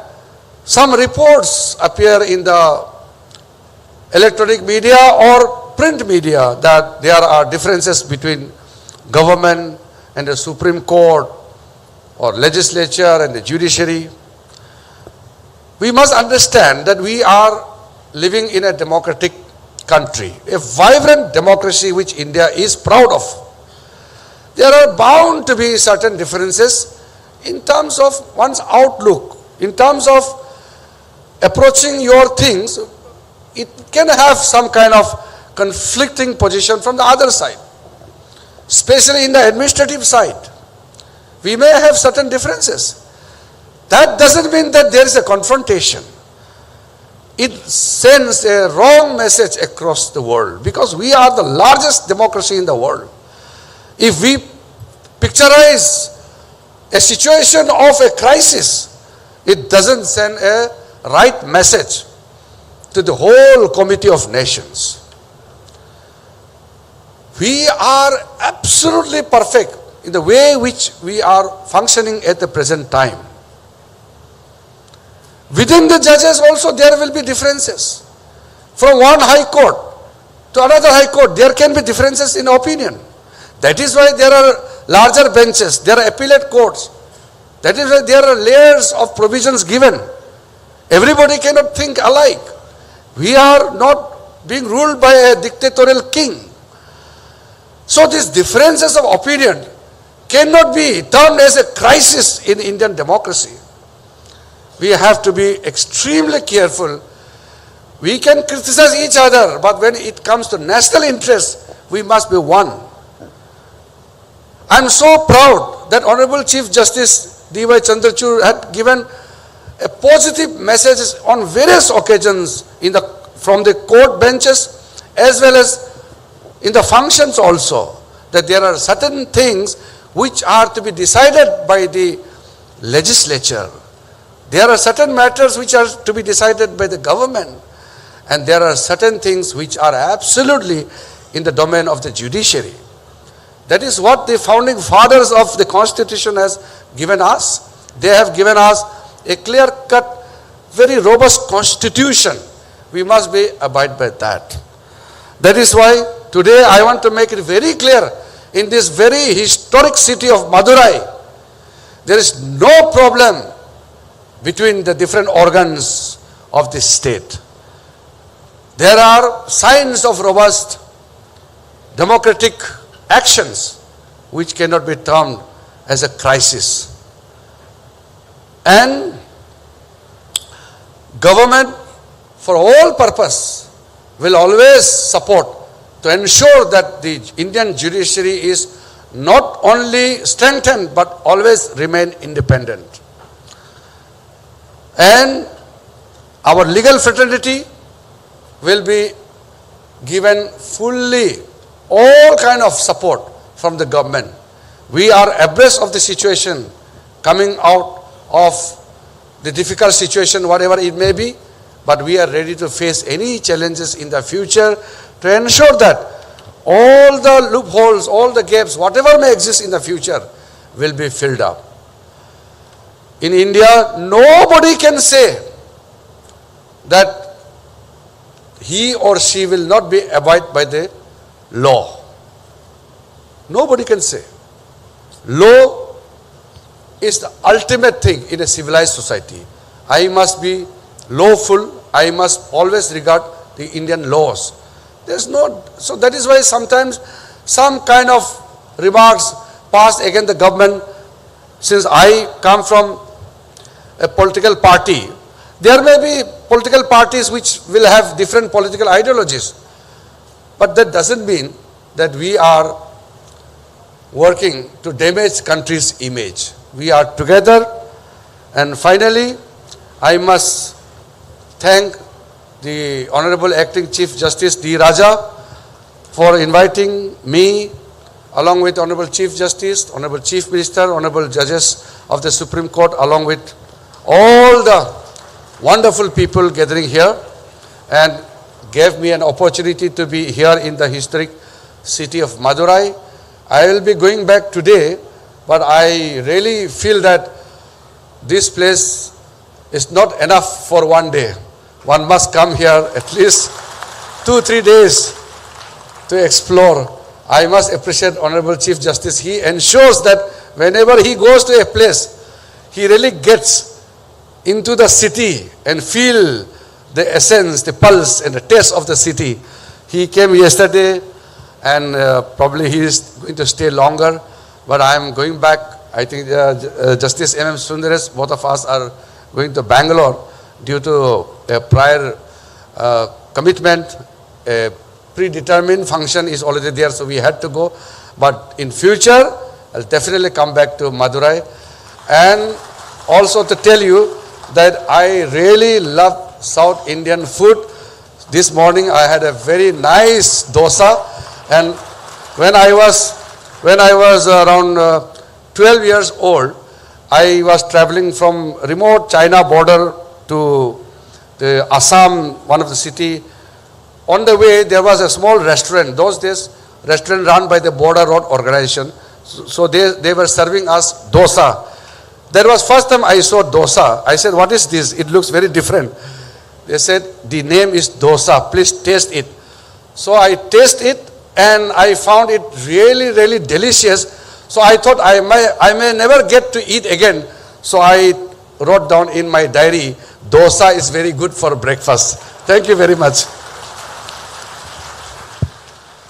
Thank you, sir, for the extensive and informative and special address. The innovative suggestions, support and budgetary allocation spoken by you, sir, for judiciary is indeed very reassuring and promising. We look forward for your next visit to Madurai district, sir. Sir, एक और बार आपका बहुत-बहुत धन्यवाद. We are truly privileged and honored by the presence of Thiru M.K. Stalin, Honorable Chief Minister of Tamil Nadu, who is paying his second visit as Chief Minister to participate in the inauguration function, first being at the principal seat last year. மதிப்பிற்கும் மரியாதைக்கும் உரிய மாண்புமிகு தமிழக முதலமைச்சர் திரு மு க ஸ்டாலின் அவர்களை தலைமை உரையாற்ற பணிவுடன் அழைக்கிறேன்.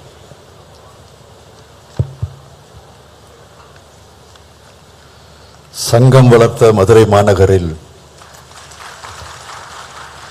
நடைபெறும் இந்த விழாவில் பங்கேற்று சிறப்பித்துக் கொண்டிருக்கக்கூடிய மாண்புமை உச்சநீதிமன்றத்தினுடைய தலைமை நீதியரசர் டாக்டர் சந்திரசூட் அவர்களே,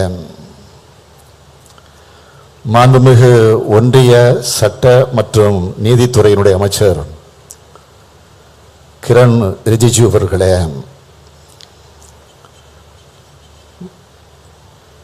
மாண்புமை உச்சநீதிமன்றத்தினுடைய நீதியரசர்கள் திரு ராமசுப்ரமணியன் அவர்களே, திரு சுந்தரேஷ் அவர்களே, மாண்புமை சென்னை உயர்நீதிமன்றத்தினுடைய தலைமை பொறுப்பு நீதியரசர் திரு ராஜா அவர்களே, மாண்புமிகு அமைச்சர் பெருமக்கள் ஐ பெரியசாமி அவர்களே, KKSSR ராமச்சந்திரன் அவர்களே, தங்கம் தென்னரசு அவர்களே, பெரிய கருப்பன் அவர்களே, ராஜகண்ணப்பன் அவர்களே, ரகுவதி அவர்களே, மூர்த்தி அவர்களே, பழனிவேல் தியாகராஜன் அவர்களே, நிறைவாக நன்றி உரை ஆற்றிருக்கக்கூடிய மாண்புமை சென்னை உயர்நீதிமன்றத்தினுடைய நீதியரசர் மகாதேவன் அவர்களே, மாண்புமை சென்னை உயர்நீதிமன்றத்தினுடைய மற்றும் மதுரை கிளையினுடைய நீதி அரசர்களே, நாடாளுமன்ற சட்டமன்ற உறுப்பினர்களே, அரசு தலைமை வழக்கறிஞர் திரு சண்முகசுந்தரம் அவர்களே, சென்னை உயர்நீதிமன்றத்தினுடைய பதிவாளர் திரு தனபால் அவர்களே, மாவட்ட ஆட்சித்தலைவர் அவர்களே, அரசு உயர் அலுவலர்களே, காவல்துறை உயர் அலுவலர்களே, என் பேரன்பிற்குரிய வழக்கறிஞர் பெருமக்களே, மதுரை பார் உறுப்பினர்களே, பத்திரிகை மற்றும் ஊடகத்துறையை சார்ந்திருக்கக்கூடிய நண்பர்களே, உங்கள் அனைவருக்கும் என்னுடைய அன்பான வணக்கம். உச்சநீதிமன்றத்தினுடைய தலைமை நீதியரசராக பொறுப்பேற்ற பிறகு தமிழ்நாட்டுக்கு முதலாக வருகை தந்திருக்கும் மாண்புமிகு நீதியரசர் சந்திரசூட் அவர்களுக்கு எனது வாழ்த்துக்களை தெரிவித்து தமிழ்நாட்டின் முதலமைச்சர் என்ற வகையிலே நான் வருக வருக வருக என வரவேற்கிறேன். I welcome you to Madurai, the land where Kannagi stood up against a mighty king to get justice. பொதுமக்களுக்கு சேவையாற்றுவதே எனது முன்னுரிமை. நாட்டிலுள்ள அனைவருக்காகவும் நான் பணியாற்றுவேன் என்று சொல்லி தலைமை நீதியரசராக பதவியேற்றுக் கொண்ட தாங்கள் உச்சநீதிமன்றத்தினுடைய அரசியல் சாசன அமர்வுகளில் இடம்பெற்று வரலாற்று முக்கியத்துவம் வாய்ந்த வழக்குகளில் முக்கிய தீர்ப்புகளை வழங்கியிருக்கிறீர்கள். தமிழ்நாட்டின் மீதும் தமிழ்நாட்டு மக்கள் மீதும் தங்களுக்கு தனி பாசம் உண்டு. கோவிட் 2வது அலையின் போது அதை கட்டுப்படுத்துவதில் நாட்டிலேயே சிறந்த மாநிலங்களில் ஒன்றாக தமிழ்நாடு விளங்கியது என்றால் நமது மருத்துவ உட்கட்டமைப்பை சுட்டிக்காட்டி தமிழ்நாடு அரசின் செயல்பாடுகளை தலைமை நீதியரசர் அவர்கள் ஒரு வழக்கின் போது பாராட்டியிருந்தார். அதற்காக நான் இந்த நேரத்தில் அவருக்கு நன்றி தெரிவிக்கிறேன். தொழில்நுட்பம், பதிவகம் மற்ற நீதித்துறை சீர்திருத்தங்கள் மேற்கொள்ளப்படும் என்று அவர் பொறுப்பேற்ற போது சொன்னதற்கேற்ப தமிழ் உள்ளிட்ட மாநில மொழிகளில் உச்சநீதிமன்றத்தின் தீர்ப்புகள் சமீபத்தில் வெளியாகி இருப்பது மிகுந்த மகிழ்ச்சி அளிக்கிறது. தமிழ்நாட்டிலிருந்து உச்சநீதிமன்றத்திற்கு சென்று சிறப்பான தீர்ப்புகளை வழங்கி தமிழ்நாட்டுக்கு பெருமை சேர்த்துக் கொண்டிருக்கக்கூடிய மாண்புமிகு நீதியரசர்கள் திரு ராமசுப்பிரமணியம், திரு எம் சுந்தரேஷ் ஆகியோருக்கும் சென்னை உயர்நீதிமன்றத்தினுடைய பொறுப்பு நீதியரசர் மாண்புமிகு திரு ராஜா ஆகியோருக்கு நான் இந்த நேரத்தில் என்னுடைய நன்றி கலந்த வணக்கத்தை தெரிவித்துக் கொள்ள விரும்புகிறேன். சிறப்பாக நடைபெற்றுக் கொண்டிருக்கக்கூடிய இந்த சீர்மிகு விழாவில் கலந்து கொள்வதில் நான் மிகுந்த மகிழ்ச்சி அடைகிறேன்.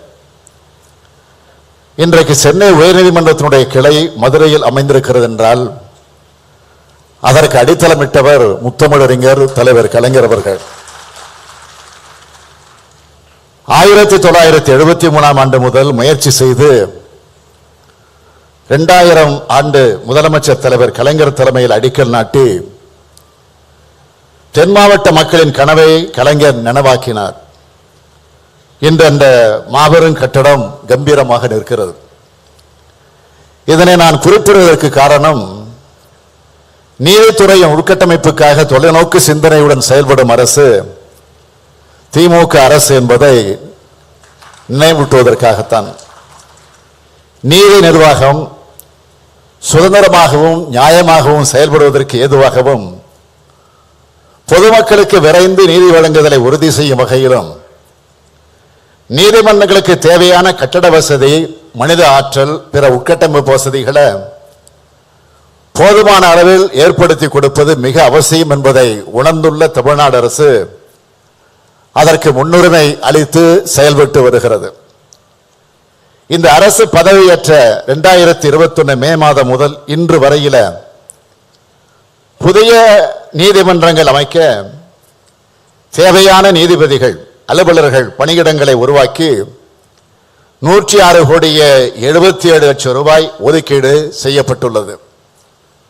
6 மாவட்ட மற்றும் அமர்வு நீதிமன்றங்கள், 12 சார்பு நீதிமன்றங்கள், 7 முதன்மை குற்றவியல் நடுவர் நீதிமன்றங்கள், 14 மாவட்ட உரிமையியல் மற்றும் குற்றவியல் நடுவர் நீதிமன்றங்கள், 3 கூடுதல் மாவட்ட நீதிமன்றங்கள், ஒரு கூடுதல் சார்பு நீதிமன்றம் மற்றும் ஒரு மாவட்ட உரிமையியல் நீதிமன்றம் உள்ளிட்ட 44 புதிய நீதிமன்றங்கள் அமைப்பதற்கு ஆணைகள் வெளியிடப்பட்டுள்ளன. 3 வணிக சட்டங்களுக்கான தனி நீதிமன்றங்கள், மாவட்ட நீதிபதி நிலையில கோயம்புத்தூர், சேலம், செங்கல்பட்டு ஆகிய மாவட்டங்களில் அமைப்பதற்கும் ஆணைகள் வெளியிடப்பட்டுள்ளன.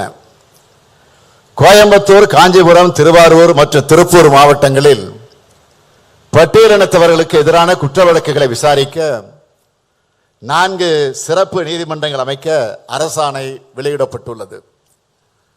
சென்னை உயர்நீதிமன்ற வளாகத்தில் இயங்கி வரும் 160 மாவட்ட மற்றும் கீழமை நீதிமன்றங்களில் 60 நீதிமன்றங்களை ஒரே கட்டடத்திற்கு இடமாற்றம் செய்ய ஏதுவாக 315 கோடி ரூபாய் செலவில் பல்லடுக்கு மாடிகள் கொண்ட ஒருங்கிணைந்த நீதிமன்ற கட்டடம் கட்டுவதற்கு அரசாணை வெளியிடப்பட்டுள்ளது.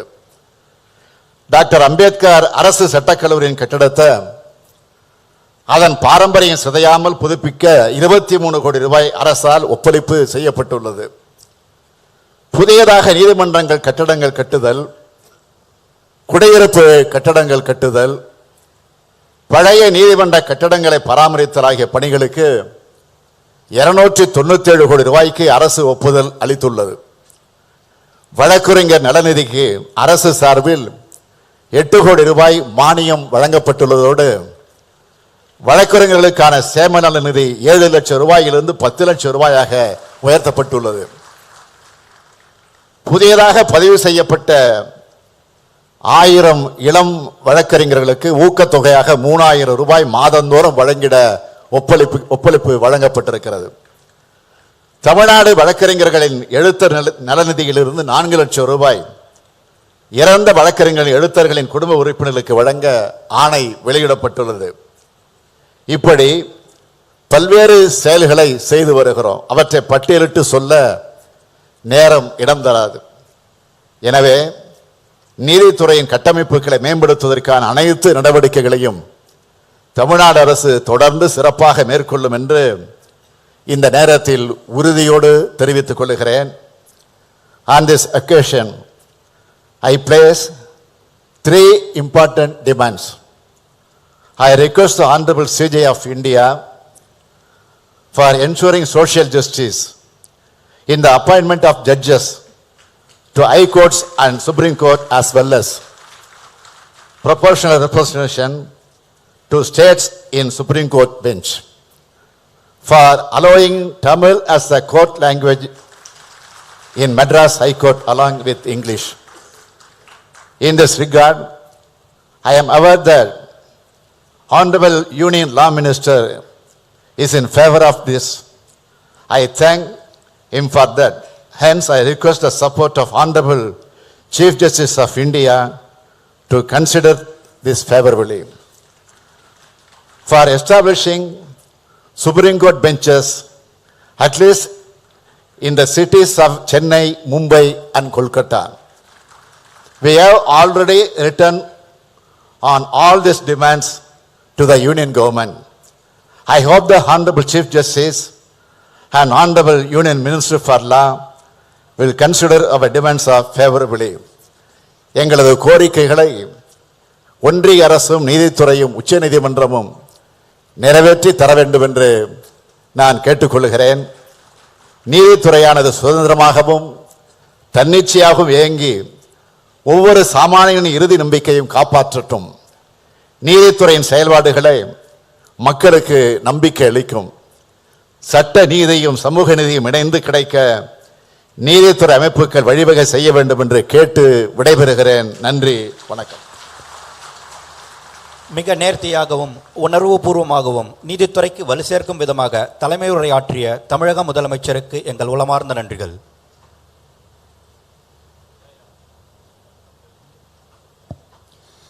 We are truly privileged, honored and delighted to have Honorable Dr. Justice D.Y. Chandrachud, Chief Justice of India, among us, who presides over the destinies of the highest court of justice of this land.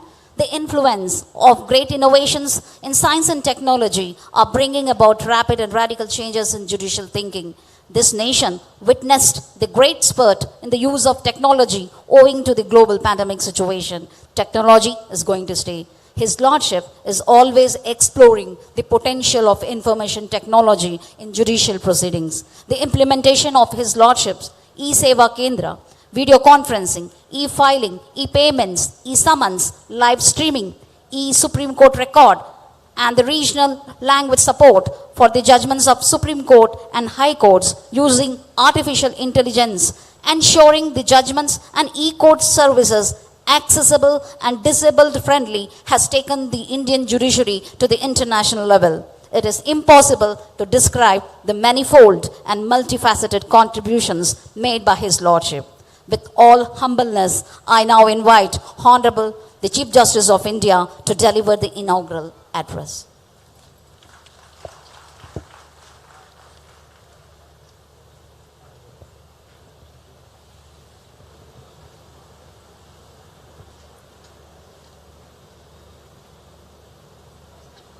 Vanakkam.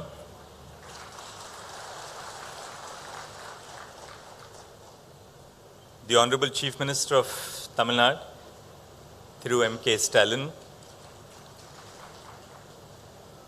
Thiru Kiran Rijiju, the Union Minister of Law and Justice, my distinguished colleagues, Justice V. Ram Subramaniam, Justice M.M. Sundaresh, Honorable Justice T. Raja, the Acting Chief Justice of the Madras High Court,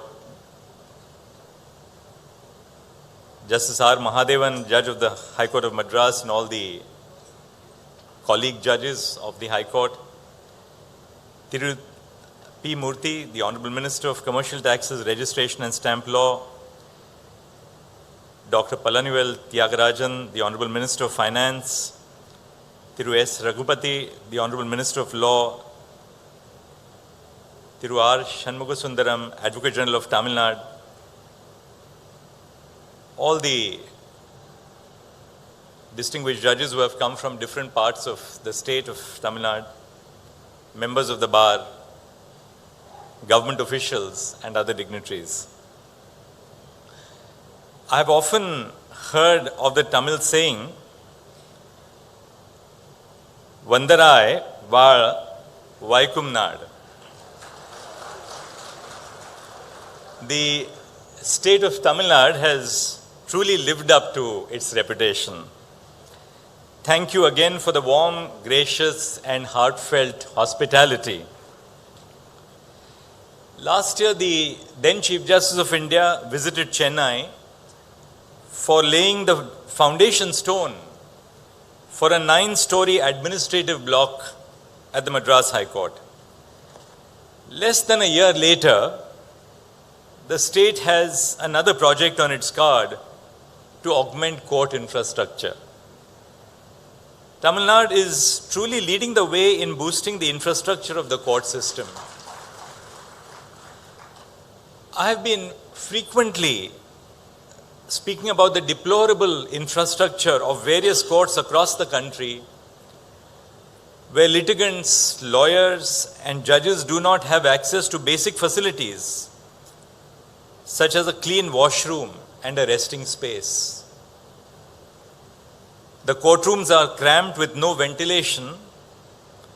The justice system is choked with the huge pendency rates, and so are the judges and lawyers inside a non-ventilated court hall. In most district courts in the country, there are no sanitary napkin dispensers for women lawyers. In many district courts in the country, there are no washrooms for lawyers and for lady judges, women judges. Studies have shown that a comfortable working environment enhances the work output. I hope that the administration consults all stakeholders and caters to their spatial requirements before commencing the construction of the building. When the former Chief Justice of India visited Chennai a year ago, Thiru M.K. Stalin put forth 3 points for consideration. The first was for the setting up of regional benches, which the Honorable Chief Minister again referred to a short while ago. The second for introducing Tamil as the official language in the High Court. And the third, ensuring inclusivity as a principal factor in making recommendations for the appointment of judges. I would like to use this stage to speak to you about all the endeavors of the Office of the Chief Justice of India in addressing these three concerns. I have been striving to ensure access to the Supreme Court for lawyers and law students who do not reside in Delhi. I always say that the Supreme Court of India is not the Supreme Court of Tilak Marg, but it is the Supreme Court of the entire nation. We have introduced a hybrid system by which lawyers can appear before the Supreme Court both physically and virtually. This facility enables the seamless connection between a judge sitting at Tilak Marg in Delhi and an advocate residing in Melur or Virudhunagar. Additionally, we have started live streaming all constitution bench cases. This provides students from government law colleges in Madurai or Trichy the opportunity to watch Supreme Court proceedings and to be educated about the way the law is developed by the Supreme Court. While many law students in Tamil Nadu may be unable to pursue an internship in Delhi, owing to the distance and limitations on economic capacities, I am confident that access to the court proceedings would substantially bridge the opportunity barrier. I must share with you certain facts which may otherwise not be known. During the course of the COVID-19 pandemic, 2.62 crore cases were heard by the High Courts and the District Judiciary on video conferencing. 78 lakhs in the High Courts and 1.84 cases in the District Judiciary. The Supreme Court from 23rd March 2020 till 13th February 2023 heard 4,13,537 cases through video conferencing. The use of this modern technology has enabled us to reach out to our citizens. Lawyers in the Supreme Court who appear before us are unquestionably the leaders of the profession in Delhi, but equally the base of the pyramid in the legal profession comes from lawyers from socially and economically marginalized backgrounds. The tip of the iceberg is very small. The base is what defines the identity of the legal profession. The clients are in day-to-day touch with lawyers from the district judiciary. When a second appeal comes to the High Court, the client in the districts is in direct touch with the arguing advocate in the High Court or through the intermediary of the High Court who has conducted, the lawyer who has conducted the first appeal. Opening up the facilities of the Supreme Court to lawyers not merely from the centers where the High Courts are situated, such as Chennai, but lawyers from all over the country, from the districts, would enable a reduction of the cost, because the lawyer in the district judiciary charge a fraction of what is charged by a lawyer in the high echelons of the system. But there is a great deal of confidence which the citizen has in the lawyer who has conducted the case in the forum where the case was instituted.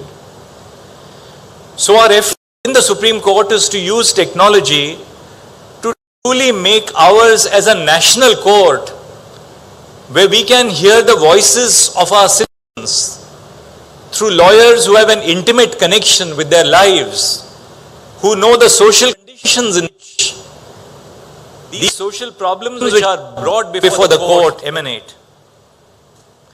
With respect to the second point of enabling the use of Tamil as an official language in the High Court, perhaps a constitutional amendment would be necessitated having due regard to the provisions of Article 348 of the Constitution. I am cognizant of the language barrier and the ensuing impact of this barrier on opportunities to young graduates. English is not our first language. We think and formulate our thoughts in our mother tongues. However, I implore all young lawyers who are facing some difficulty with communication in English not to be demotivated. I request the judges of the Madras High Court to be encouraging towards the young juniors and not let language barriers impede effective representation. I was Chief Justice of the Allahabad High Court for a period of nearly 3 years. A young lawyer would open the case by saying, "May it please your lordships," the old colonial form. But the English advocacy very often ended with saying that. The rest of it was conducted in the mother tongue of the lawyer. I belong to Mumbai, and my knowledge of Hindi was deeply influenced by Marathi, my mother tongue. But I found that speaking to the lawyers in their mother tongue brought me in very close connect with the members of the bar. They did not ridicule me for the errors which I would sometimes make in expressing myself in their mother tongue. But they appreciated the fact that a genuine effort was being made to connect with lawyers so as to make them comfortable in the language of discourse in the courts. Because when litigants and lawyers are comfortable with the language of the discourse, they can present their viewpoints fearlessly and effectively. So we as judges must encourage the youngsters at the bar and help them build confidence in communication. In an attempt to localize the justice delivery system and bring it closer to the citizens, we have started translating judgments of the Supreme Court in other official languages recognized by the Indian Constitution, including Tamil, with the aid of artificial intelligence. I hope that this initiative will go a long way in not only bringing the court closer to the citizens, but would also help lawyers who are not conversant with the English language to keep up with the developments in law. Since independence, there are 34,586 judgments of the Supreme Court, all written in English. Our judgments were being made available to our citizens by private law publishers for whom you had to pay a subscription of between 30 to 50,000 rupees a year. How many young lawyers in the districts or in the taluka courts can afford a subscription of this nature? So one of the first steps that I took after I took charge as Chief Justice of India on 9th November last year was to digitize all the 34,000 plus judgments of the Supreme Court. These judgments are now available free of charge, not merely to our citizens, but to globally to anybody who wants to read the judgments of the Supreme Court. We have also ensured that there is a free text search engine which can be accessed by citizens across India. But we have not stopped at that. The IIT Madras has provided to us an AI-based software for translating of our judgments, but translation of judgments through artificial intelligence requires human verification. So we have requested all high courts to constitute a team of retired district judges who will verify the correctness of the translation. And the Supreme Court is using its own funds to ensure that the translations are put out. Today we have 4,428 judgments which have been translated. The project is in its infancy.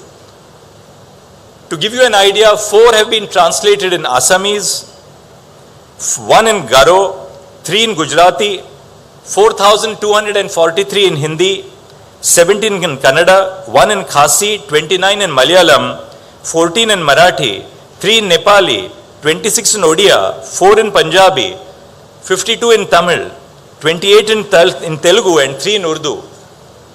The reason I gave you these statistics is that I request now the government of Tamil Nadu to take this up as a mission. And I'm sure that with its commitment towards infrastructure, this is a joint mission for all of us to reach out to our citizens. But it is not just the judgments of the Supreme Court which have to be translated. All the judgments of the high courts must equally be translated into every regional language available in India. The judgment search portal of the E-Committee of the Supreme Court has 1,11,00,000 6,805 judgments of the high courts, all available free of charge. Out of these 1 crore 11 lakh judgments which are available in English, 8,76,000 judgments are from the state of Tamil Nadu, from the Madras High Court.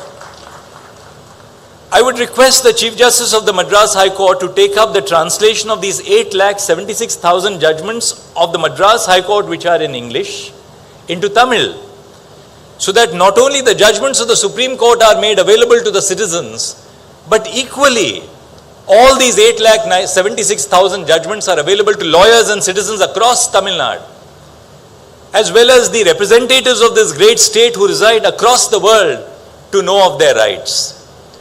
Moreover, the judgments of the High Court, when they are translated into Tamil, would be made available to police stations, to education officers, to collectors, to tehsildars.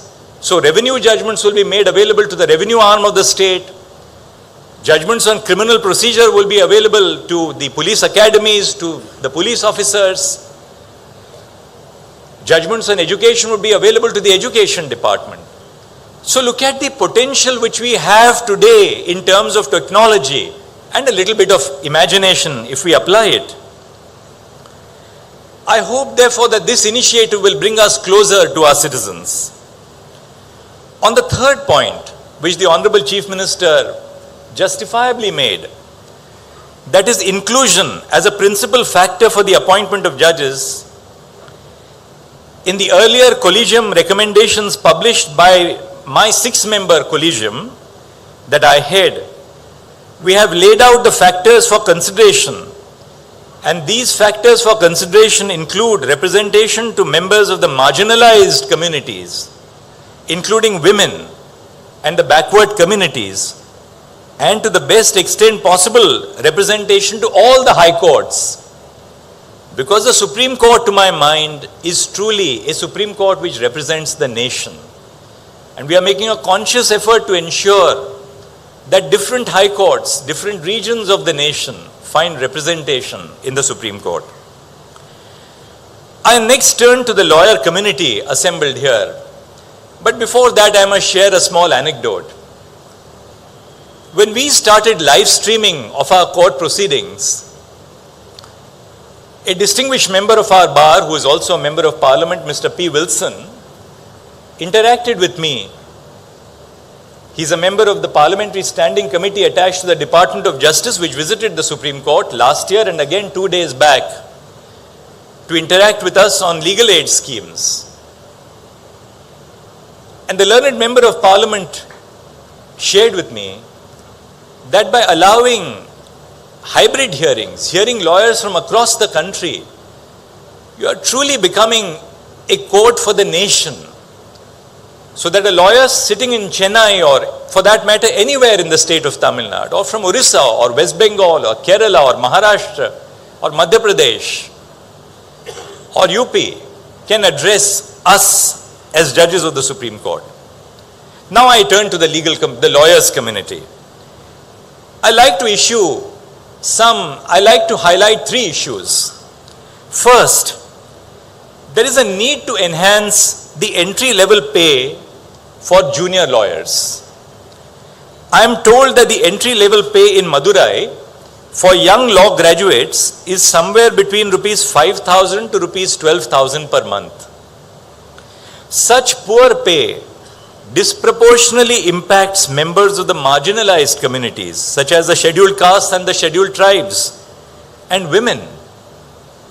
The impact of this, or the impact of which, is that it takes the form of an entry-level barrier and forces young graduates to take up other work unrelated to their branch of study just to make ends meet. The law does not become a primary profession for young entrants because they don't make enough money in their chambers.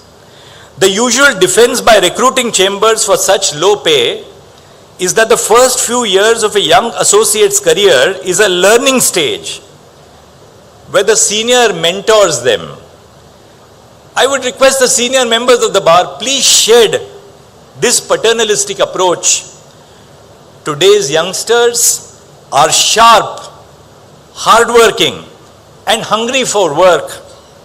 Interact with them about their approach towards the law. I have 5 judicial clerks, all of them first-time lawyers with no connection in the legal profession in their families. One of them, a woman lawyer, is from Madurai. She comes from an agricultural family. But the benefit of women's education in the state of Tamil Nadu, she went to a national law school and now has come to work with a judge of the Supreme Court. Another sister has become a doctor and has gone abroad to pursue higher education. So that shows you the power of women's education. You will be spellbound by the fresh approach that young lawyers bring to the table. All I ask of senior lawyers is to trust the youngsters of the bar with work and fairly compensate them for their hard work and long hours. The old approach where young lawyers just came to us to learn has to be replaced by an understanding that they contribute as much as they learn. As a judge of the Supreme Court, I learn so much from these young law students and lawyers who intern with me, who clerk with me, coming as I did from different parts of the country with no legal background, but with a tremendous source of optimism and dedication for hard work. The second issue that I want to highlight is the abysmal men to women ratio in the legal profession. Statistics inform us that for 50,000 male enrollments in Tamil Nadu, there are only 5,000 female enrollments. The legal profession is not an equal opportunity provider for women, and the statistics are the same all over the country. The face is changing. In the recent recruitments to the district judiciary, over 50% are women. But we have to create equal opportunities for women so that women do not fall by the wayside because of the fact that they undertake multifold responsibilities as they progress in life. Chambers are skeptical about recruiting young women advocates. The reason for it is not a lack of young talented women. There is no lack of talented young women, but rather because of our actions being a product of the stereotypes that we hold against women. There are 2 prominent stereotypes against women that translate to denying women opportunities, and forgive me for speaking about them. Firstly, recruiting chambers assume that women would be unable to put in long hours at work because of familial responsibilities. We should all firstly understand that childbearing and child care is a choice, and women should not be punished for taking up that responsibility if they wish to, but rather encouraged and supported in any choices that they may choose to make. A young male lawyer might also choose to be equally involved in child care and family care. But as a society, we force the responsibility of family care only on the women and then use that very bias against women that we hold to deny them opportunities. If a woman wants to balance work with family care, it is our responsibility to provide institutional support. Setting up creche facilities in all court complexes across the country is an important step in that direction. The Supreme Court of India, the Delhi High Court have already led the way on this front, and it is time that the rest of the country follows suit. I request the Chief Justice of the Madras High Court to take steps on the administrative side in setting up creche facilities at the High Court and in all district courts. This would go a long way in improving the working conditions and providing substantive equal opportunity for women. The second bias that I would like to highlight is the stereotype that it is safer for male employers to not have women working in the office. Such stereotyping denies equal opportunity of recruitment to women. Beyond that, such stereotype also ridicules the innumerable stories of sexual harassment at the workplace. We must strive to constantly and consciously unlearn these biases. The third issue that I wish to brush upon is the necessity of a strong relationship between the bar and the bench. We are both stakeholders of the justice system, and there has to be a sense of trust and coordination in our functioning. When I was a young lawyer, I got my first brief in a land acquisition matter, but I didn't know how to argue a land acquisition appeal. I didn't know what a sale instance was. But we were groomed by judges. They encouraged us. They did not defeat our confidence by ridiculing us. So it's important that we spend a little patience with young lawyers. At the end of the day, doing 3 cases less may not be as important as creating the future of our society and the profession. By creating young leaders who will follow in our footprints, because I believe the true worth of a leader, and I don't speak of the leaders of the judiciary or the executive or the legislature, I speak about the leaders in the chambers of lawyers, the chambers of doctors. The true worth of a leader is to create a bunch of talented people who will take up the baton when it is time for you to pass it on to others. While it is natural for the bar to have issues with the functioning of the court administration, I request the lawyering community present here to resort to deliberation and discussion before imploring the option of a strike. I assure all of you that the Office of the Chief Justice of India is always open to genuine grievances, and I will try my best to resolve them.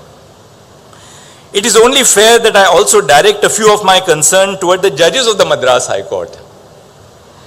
Judges of the Supreme Court are slightly older than you, and our eyesight is a little fainter than the young judges of the Madras High Court. I personally have been facing some difficulty in reading the Madras High Court judgments that come to the Supreme Court in appeal because of the less line spacing and small font. Please use a larger font and increase the line spacing so that we don't have to pick up a magnifying glass. On a serious note, I have noticed that the judgments of various high courts, including your high court, and I'm not ridiculing the high court. Why would I do that? I owe everything to the high courts. The judgments of the Madras High Court are printed on a paper with an image of the High Court emblem, the watermark. More often, sentences on such prints are not screen readable, rendering it inaccessible to blind people. I had a blind lawyer who worked with me as a law clerk for a year. He was a Rhodes Scholar who came and worked with me for a year. And we have tried our best to make the judicial system more accessible to the visually handicapped, the blind. If we put watermarks on our judgments, how will young blind lawyers follow our judgments? So we have to change these practices. It would be great if the Chief Justice of the Madras High Court could look at this issue. I've been told that Madurai has a unique food culture. While I cannot wait to explore the rich cultural heritage of Madurai and the unique cuisine that it has to offer, I would like to issue a note of caution to the hardworking people of the temple town. I have noticed that societies with a rich cultural heritage are often unwilling to grow out of rustic social understandings. While we must all work towards preserving our culture, our heritage and language, we must also work towards unlearning our social biases. Introspect on your understanding of how society functions. Ask yourself if your beliefs are rational and backed by reasoning. Open up your mind, your thoughts, and your expression. Learn and unlearn your beliefs based on the caste system, gender, disability, and sexual minorities. For it is only a rational society that would be remembered centuries later. I would like to end my speech by quoting from the Sangamira poet Thirukaniyan Pungundranar. His poem Yadum Ure Yavarum Kelir is widely quoted. I learnt of it as a child. But it is the last 4 lines of the poem which I did not understand as a child but which I understand now, that I consider to be meaningful and apt in today's world. And I quote those last 4 lines. Peri yorai virathalum ilame, siri yorai igarathal adinilum ilame. So I conclude with this thought that truly, the universe is one. The universe is truly one. While we do not have to necessarily always look up to people in positions of authority, we should also not mistreat our subordinates. So I leave you with this thought. I thought that I will use my visit to this beautiful temple town.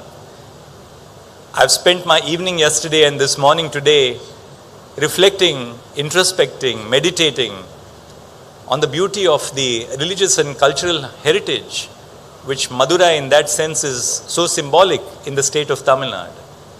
But more than that, not as an outsider, in so many which ways I believe that my parent, which is the state of Maharashtra and Tamil Nadu, have so many common traditions. Every time I speak to my very dear and affectionate brother, Justice Sundar, or my dear and affectionate brother, Justice Ram, as I call them, I find that there is so much of commonality in the traditions, in the conventions, in our approaches to life. So when I spoke to you, I don't believe I spoke to you as an outsider, but I spoke to you as someone who shares this great vision, like you, of the very ethos of India. Namaskar. Thank you very much. We are spellbound. Thank you, my Lord, for the enlightening and thought-provoking inaugural address. We are certain that the words of wisdom spoken by His Lordship would not only benefit the august gathering, but also the society at large. His Lordship's speech would remain evergreen in our minds. Thank you, my Lord. May I request Honorable Thiru Justice R. Mahadevan, Judge, High Court of Madras, with all humbleness, to kindly deliver the vote of thanks.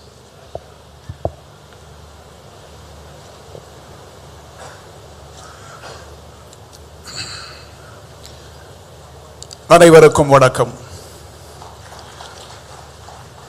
Honorable Dr. Justice D.Y. Chandrachud, the Chief Justice of India, Thiru M.K. Stalin, the Honorable Chief Minister of Tamil Nadu, Honorable Shri Kiran Rijiju, Minister of Law and Justice, Government of India, Honorable Justice V. Ramasubramaniam, and Honorable Justice M.M. Sundaresh, Judges of the Supreme Court of India, Honorable Mr. Justice T. Raja, the Acting Chief Justice of Madras High Court, Honorable Minister S. Raghupati, Minister of Law, Honorable Dr. Palanivel Tyagarajan, Minister of Finance, Honorable Mr. P. Murthy, Minister of Commercial Taxes, Thiru R. Shanmugasundaram, Advocate General of Tamil Nadu, the Honorable Judges of Madras High Court, the members of the Bar Association, and other distinguished guests present here.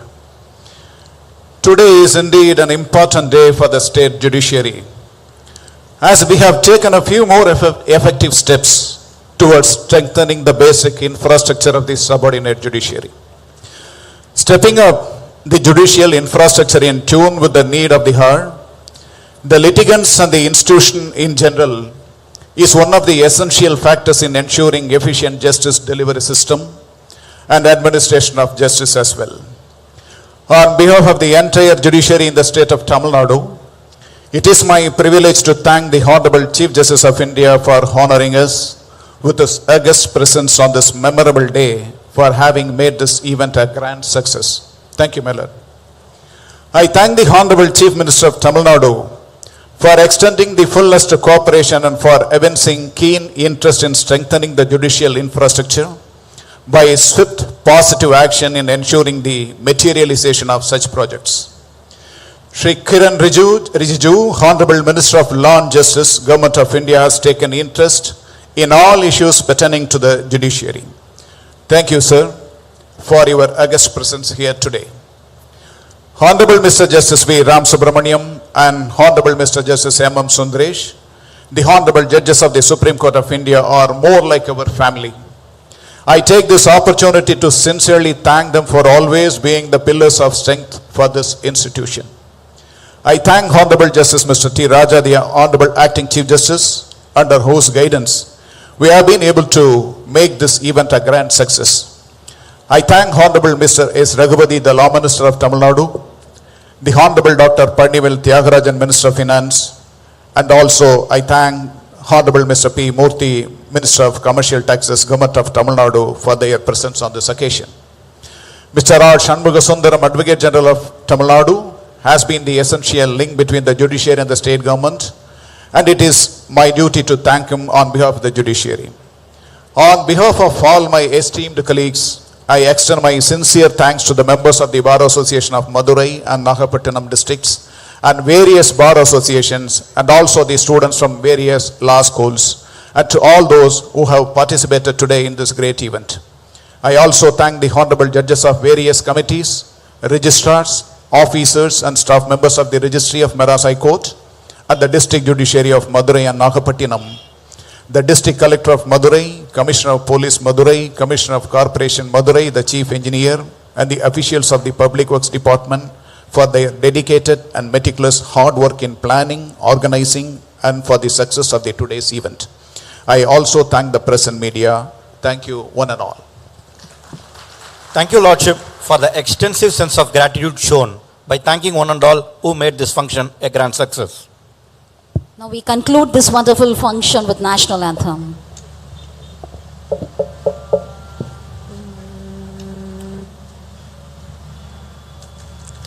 Janagana mana atinayaka jaya he Bharata bhagya vidata Punjab Sindh Gujarat Maratha Dravida Utkala Banga Vindhya Himachala Yamuna Ganga Uchchala Jaladi Taranga Tava Shubha Name Jahe Tava Shubha Ashisha Mahe Gahe Tava Jaya Gata Janagana Mangala Dayaka Jaya He Bharata Bhagya Vidata Jaya He Jaya He Jaya He Jaya Jaya Jaya Jaya He